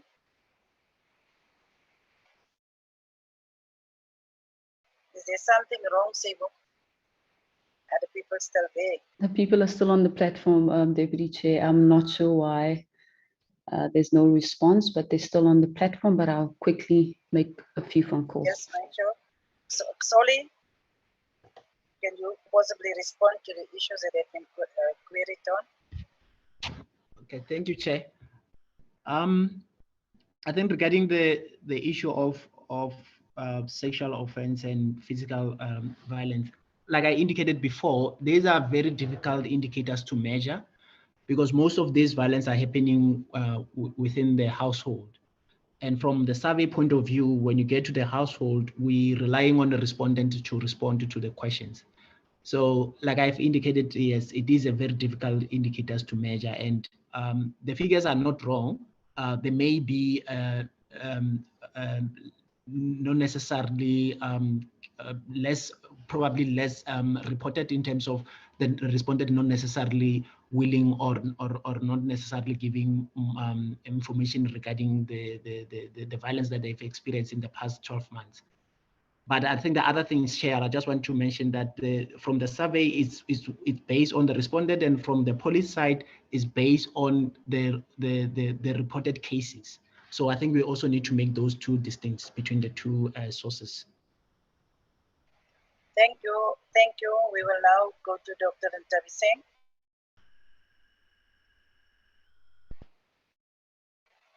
Dr. Maleko. Thank you, Chair. I'm here. Sorry, man. I lost some of the questions. I heard the comment, some of the comments noted by the first two speakers and also the elder from one of the local municipalities. But there was a point that you made that specifically directed at me. But I will make some overarching points on generally the inputs Yeah. made. Now what came out particularly from the last presentation by Councillor of Overberg, I think, is generally the lack of understanding and also how to implement the kind of campaigns and issues to address the areas of challenge that they are experiencing, because they definitely do have, all of us know about the issue of the young girl that was murdered in Bredasdorp, but also that they feel they are not equipped, and how can they be assisted to really address some of the issues. And I think the CGE can assist there. That's why I said possibility. Yes. Thanks, Honorable Lucas. I think the first is to acknowledge most of the comments are speaking to issues of access, issues of the local level challenges. And I agree that the issue is the monitoring and oversight, one. In particular, I think what we could do in the local municipalities, I've shown you the slide of where we've gone. All the municipalities we've engaged, all the municipalities we've assessed from a gender mainstreaming perspective. What we can do is we could do municipal, particularly where there's need for assistance. We do workshops as and when, but remember we have very limited staffing, so we would need to then plan across the year, financial year, of the things that then need to be the provision of support that's needed. I think the municipality that was mentioned, particularly needing a support because the mainstreaming isn't happening and there's hindrances. So what I would suggest, contact us. My contact details are available for the use of the municipalities. We also have a provincial manager at CGE. Our contact details are publicly available, but I will avail the email address of our administrator, who will then facilitate our sessions with your municipality should you need them. I will also make a commitment to say the issue of prioritization becomes key. So what we have said as CGE, in terms of the thematic areas, there's what we call, there's about 5 thematic areas that we look at, but focal points is GBV and women economic empowerment that we have said in the next financial year. They touch on everyone and they're interrelated. So we therefore prioritize them in our planning, in our oversight, in our programs. And we want to also do GBV hotspots on police stations, particularly because they are the custodian of many of the issues around GBV, whether it's taking cases, making sure that issues are dealt with at a level of local level from a SAPS level, and whether those municipalities that have problems, police stations, contact us and alert us so that we have a process internally where we do investigative hearings, and also you can submit a complaint so that CGE can then take it forward within its mandate to do investigation. So I want to encourage you, I'm going to share our details in the everyone chat so that you can contact our office. And then what I would also like is to ask that you clarify what it is your municipality would need support with. And then we see as CG how we can assist you and when in the year we can then go to do an intervention such as a workshop. But the second is where there's a complaint, you can immediately put that in. So if there's a municipal issue that you are dealing with that is not necessarily getting sufficient support, submit a complaint. Don't just submit an email to us. Submit a complaint using our complaints manual procedure so that we can then go in and investigate using the CGE Act and the powers that CGE is mandated to make use of. And I think then in the next few weeks, we are going to release the report on oversight of the Emergency Response Action Plan as CGE. Please look out for that. What it looks at is the government efficacy on the interventions on the gender responsiveness and the response to GBV as a crisis. So we have then done our own assessment independently, and we've assessed government, and we're going to issue the findings shortly. But I think it's important then at a local level to see how those then filter through. So I think I'll stop there, Honorable Lucas, just to say, I think overarching, we need to really look at that. The one point I didn't make a point when I was on the shelters, we have recommended shelter be given fiscal funding framework by the Department of Social Development, and also have supported to say Public Works needs to give and avail shelter facilities infrastructure where necessary, and they have made a commitment through the minister in this regard based on our report, but we are doing follow-ups. And so if there is an emphasis and a need in the local municipality or district whereby there's issue around shelter that you want us to emphasize, please let us know as well in the Western Cape so that we can specifically respond to the issue if there's a specific one in the region. Thank you, Honorable Lucas. I'll put my details there in the content. Yeah, I think also on the issue of mental and psychosocial issues, we will definitely have a high level engagement, all of us, the stakeholders, with the Western Cape government. And I think we will raise that issues, but we also intend at the end of our engagement with all stakeholders to have a country-wide report. And that will also focus, because mental issues is still something that is not getting enough attention in the country, and we will definitely mention the fact that particularly when communities go through trauma, as the community of Bredasdorp have went through last year or the year before, then we need to actually equip our frontline workers to be able to also deal with the psychological issues that is actually experienced by communities. So on that one, I also, because it was raised by Ms. Unio, I also wanted to just to add on what you've said, that I think the role that CGE can play is so crucial. And I have also noticed that you are already embarking on that kind of programs as CGE, so we can actually guarantee the municipalities, if they contact CGE, they will definitely, together with the Social Development Department and whoever is a stakeholder, they will definitely address these issues. So that is just, I just wanted to add that, because there was the issue of the psychosocial and also psychological issues. So if there is anything that FFC you want to specifically respond to, and particularly since issues of budgets was raised in also on allocation of funding in municipalities to specific programs. Over to you. Thank you, Deputy Chair. I'll just make one or two comments, and then Nomondi can also come in. I think it's critically important that we finalize and update the gender responsive budgeting framework for all levels of government. Part of that, importantly, must include planning processes as well as monitoring and evaluation. There does not seem to be a successful drive to really institutionalize gender responsive budgeting and planning at all levels of government. It seems some departments are able to do it more successfully than others. For whatever reasons, it also seems that a lot of capacity that has been built in government has been lost.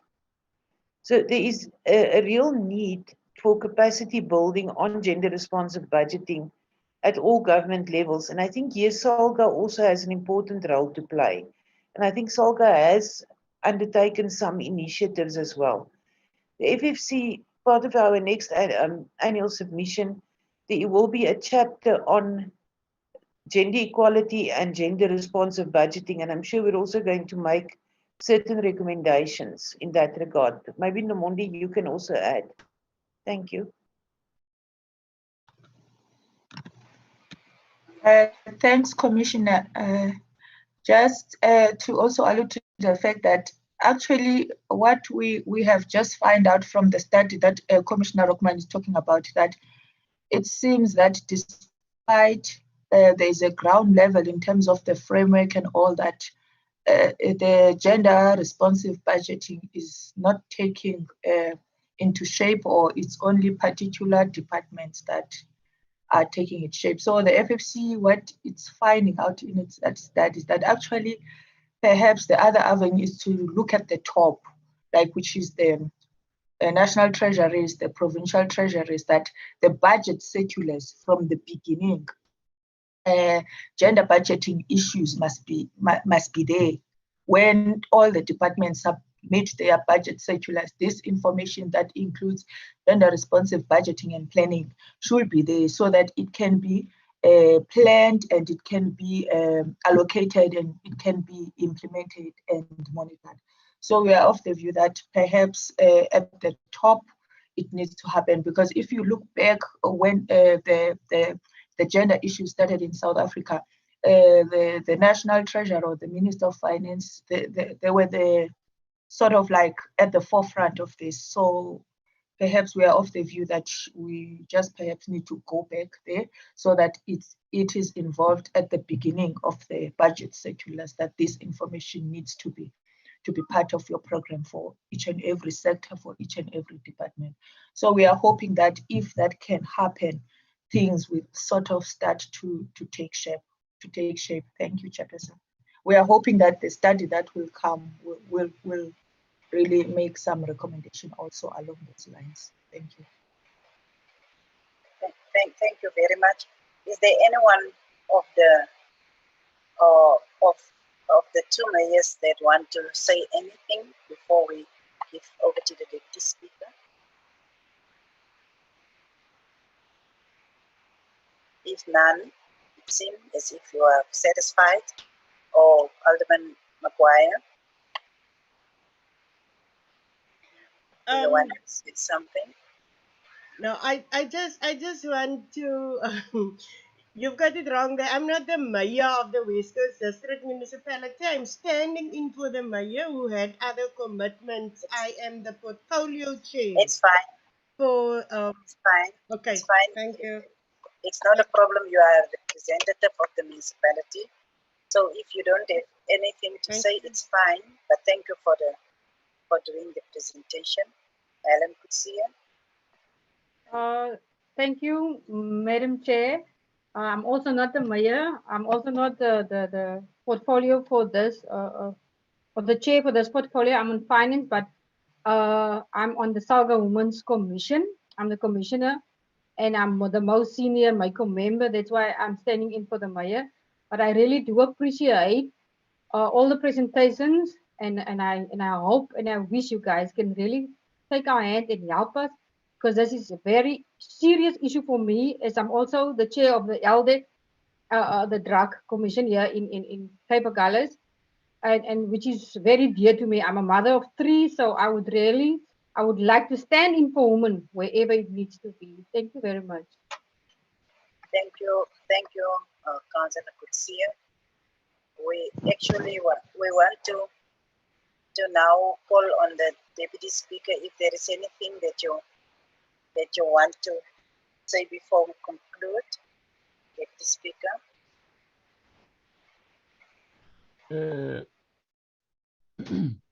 Yes, Chairperson, Deputy Chair, thank you very much for the opportunity. I just want to add my observation that our partners in this work have been very resourceful. The State South Africa Commission for Gender Equality and FFC, they've been very resourceful. I hope that in the districts and in the province generally, we see the value of drawing them in the manner in which they give us the useful resources that they are pointing out.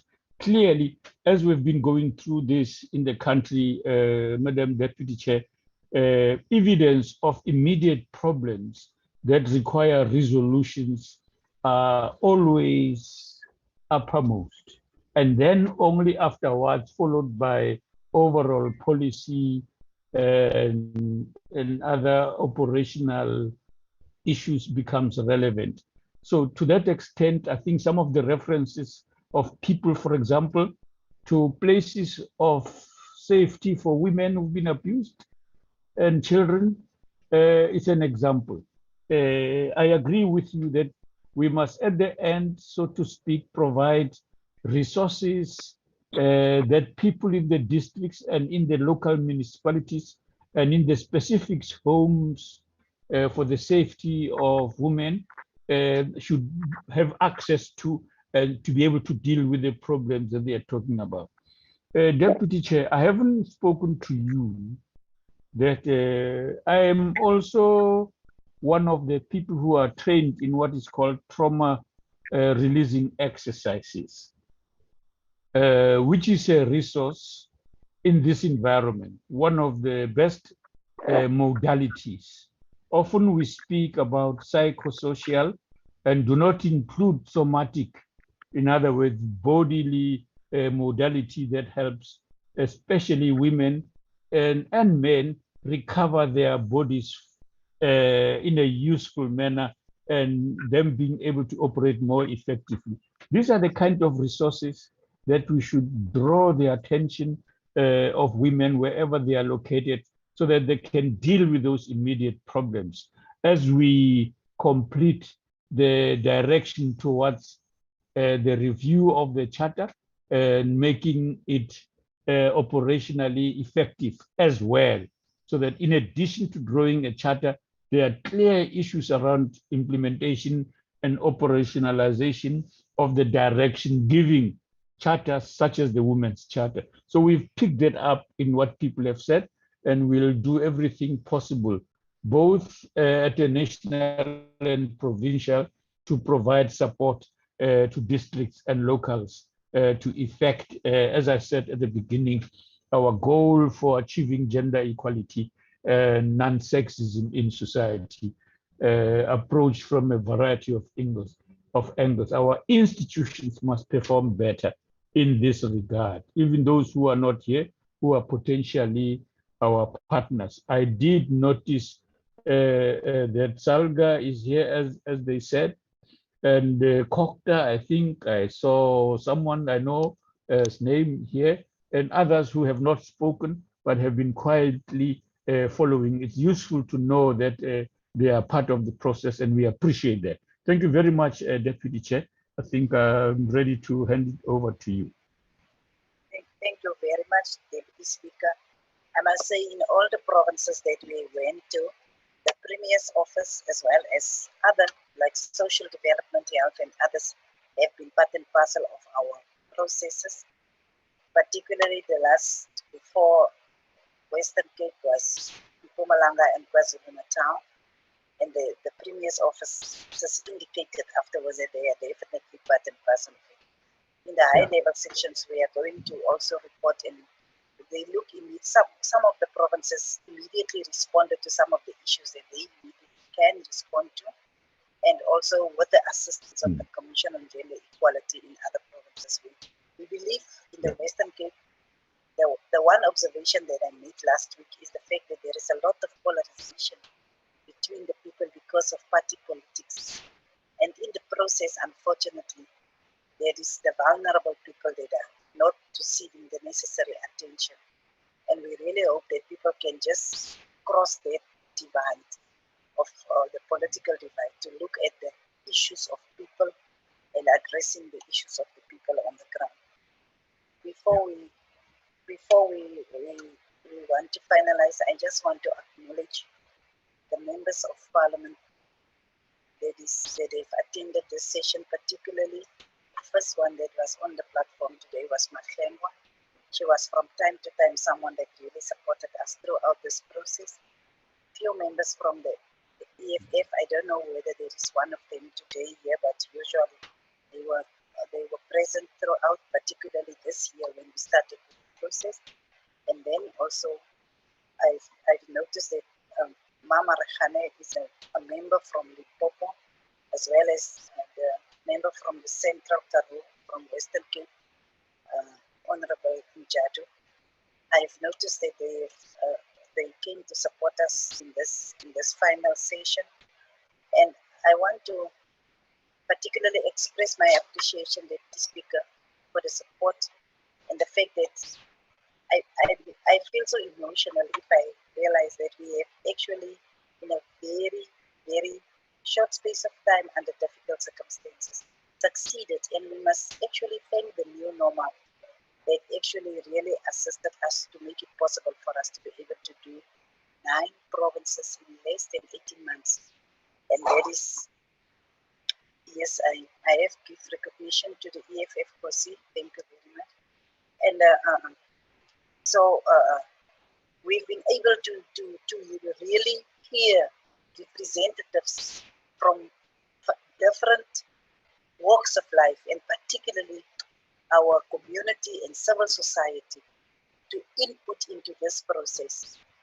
We will be going back to the women of South Africa with a very big sample, bigger than the samples that Stats SA even used, but with the input from a very big sample of women reps, representatives, public representatives, civil society, and also government, that made it possible for us to be able to review a women's charter under circumstances that was quite different from what was done in 1954 and 1994. We never even envisaged that we would one day sit like this and ordinary women would be able to use technology to speak to their representatives at the level of parliament, at the level of local government, at the district level, at the level of provincial government. And we really want to appreciate everyone that was part of it. Our partners, I see them as partners, FFC, CGE, Stats SA, without fail, throughout, we've been together on this journey. And it's not even the end of the road. We will still be together. We will still be discussing these issues, and we will be able to give to the country a product that is from a representative sample, or even more than a representative sample of community that input in this process. With the staff of Parliament, Sibulelo, them, the communications, the project team, I've never seen such dedication in such a short space of time, because we discussed this thing, and very, very, very soon we were able to put it to action. Since October, November 2019, just after the Women's Parliament, we've been able to put it to action. And like I've said, we will have an opportunity to get together to just drink some water from the Western Cape, and then celebrate the fact that we could take hands and really pull off such a big project, because it's a project that we pulled off with the assistance of everyone. And I really want, with that words, also express my appreciation to Parliament. It allowed us to, in the name of Parliament, be able to drive this project from the side of the Office of the Deputy Speaker and the side of the Office of the Deputy Chairperson. When I came to Parliament, I was informed that we are responsible for sectoral work. And I think if this is not a sectoral project that we have now so concluded, I don't know what is sectoral work. Deputy Speaker, will you agree with me on that specific one? If I say that. No, absolutely. If I say that. So yeah. I want to express my appreciation, and I can see Deputy Speaker, the way he's sitting, he still just want to say one or two things before we will conclude the meeting. Deputy Speaker. No, you've said a mouthful. I just wanted to tell you that in my office, there's someone from the Western Cape who will cry, how can you not recognize me when I'm in my province? Also, Nwabile Ngiza, the support staff who works with Sibulelo. So Nwabile, he really worked with Sibulelo. Let's just get to the, he really worked with both of them. Sibulelo. I just wanted to say that the Deputy Speaker in the Western Cape owes us a cup of tea, and especially rooibos, which is produced in the Western Cape, in the valley. Yeah. She owes us that. Yes. Yeah. Thank you very much. In the high level discussion, we will have an opportunity really to express our appreciation to the Western Cape. And what I like about the input of the Deputy Speaker of the Western Cape Legislature, and even last week the mayors that we had, it was and not mostly, all of them were women that made the inputs. Because from the two Cape Winelands and others that we had last week, we had the two mayors, and the mayor and the commissioner, the gender commissioner, they actually prepared themselves very well, and they actually started to take action since the last time we started for the first time with this process. So I also really want to say, David Speaker, with us, we are not greeting you yet, because in the high level session we will have to be part and parcel. You will now be with us as we are going to speak to the executive of the province. So thank you very much. I appreciate the fact that we could also, in the same vein that we've been doing it throughout in all the provinces, conclude in the Western Cape. Since Western Cape is our host, is the host of Parliament, we do appreciate you. Thank you very much to everyone. I just hope I have not left out anyone. To the office of our chief whip in the NCOP, who all the letters for our event was under the name of our chief whip. So we want to express also our appreciation. And in the absence of Mayor Pilampulu, the Multi-Party Women's Caucus, for all the collaboration and the work that we could do together, we want to also express our appreciation. If there is anyone that feels that we needed to express gratitude, like they say at funerals, is Gabadank. Thank you very much. And with that, the meeting stands adjourned. Thank you very much. Thank you. Bye. Thank you. Bye. Thank you. Bye. Bye. Thank you, ma'am. Thank you very much. Bye-bye. Bye. Thank you. Bye. Bye. Bye. Thank you very much, Dr. Tabi Singh. I think you are from the Northern Cape. They are just boring you in the Western Cape. Thank you, ma'am. Good evening. Bye. Sir, all the best. Thank you. Thank you. Maimuna, Bye. Thanks, everyone. Bye. Bye, Linda. Maimuna, why didn't you say anything? I will.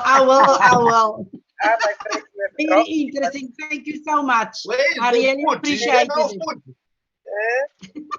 Where is the food? Is there no food? Next time. We will serve it Next virtually. time. We will serve it virtually over the computer. Yes. All the best. Hello.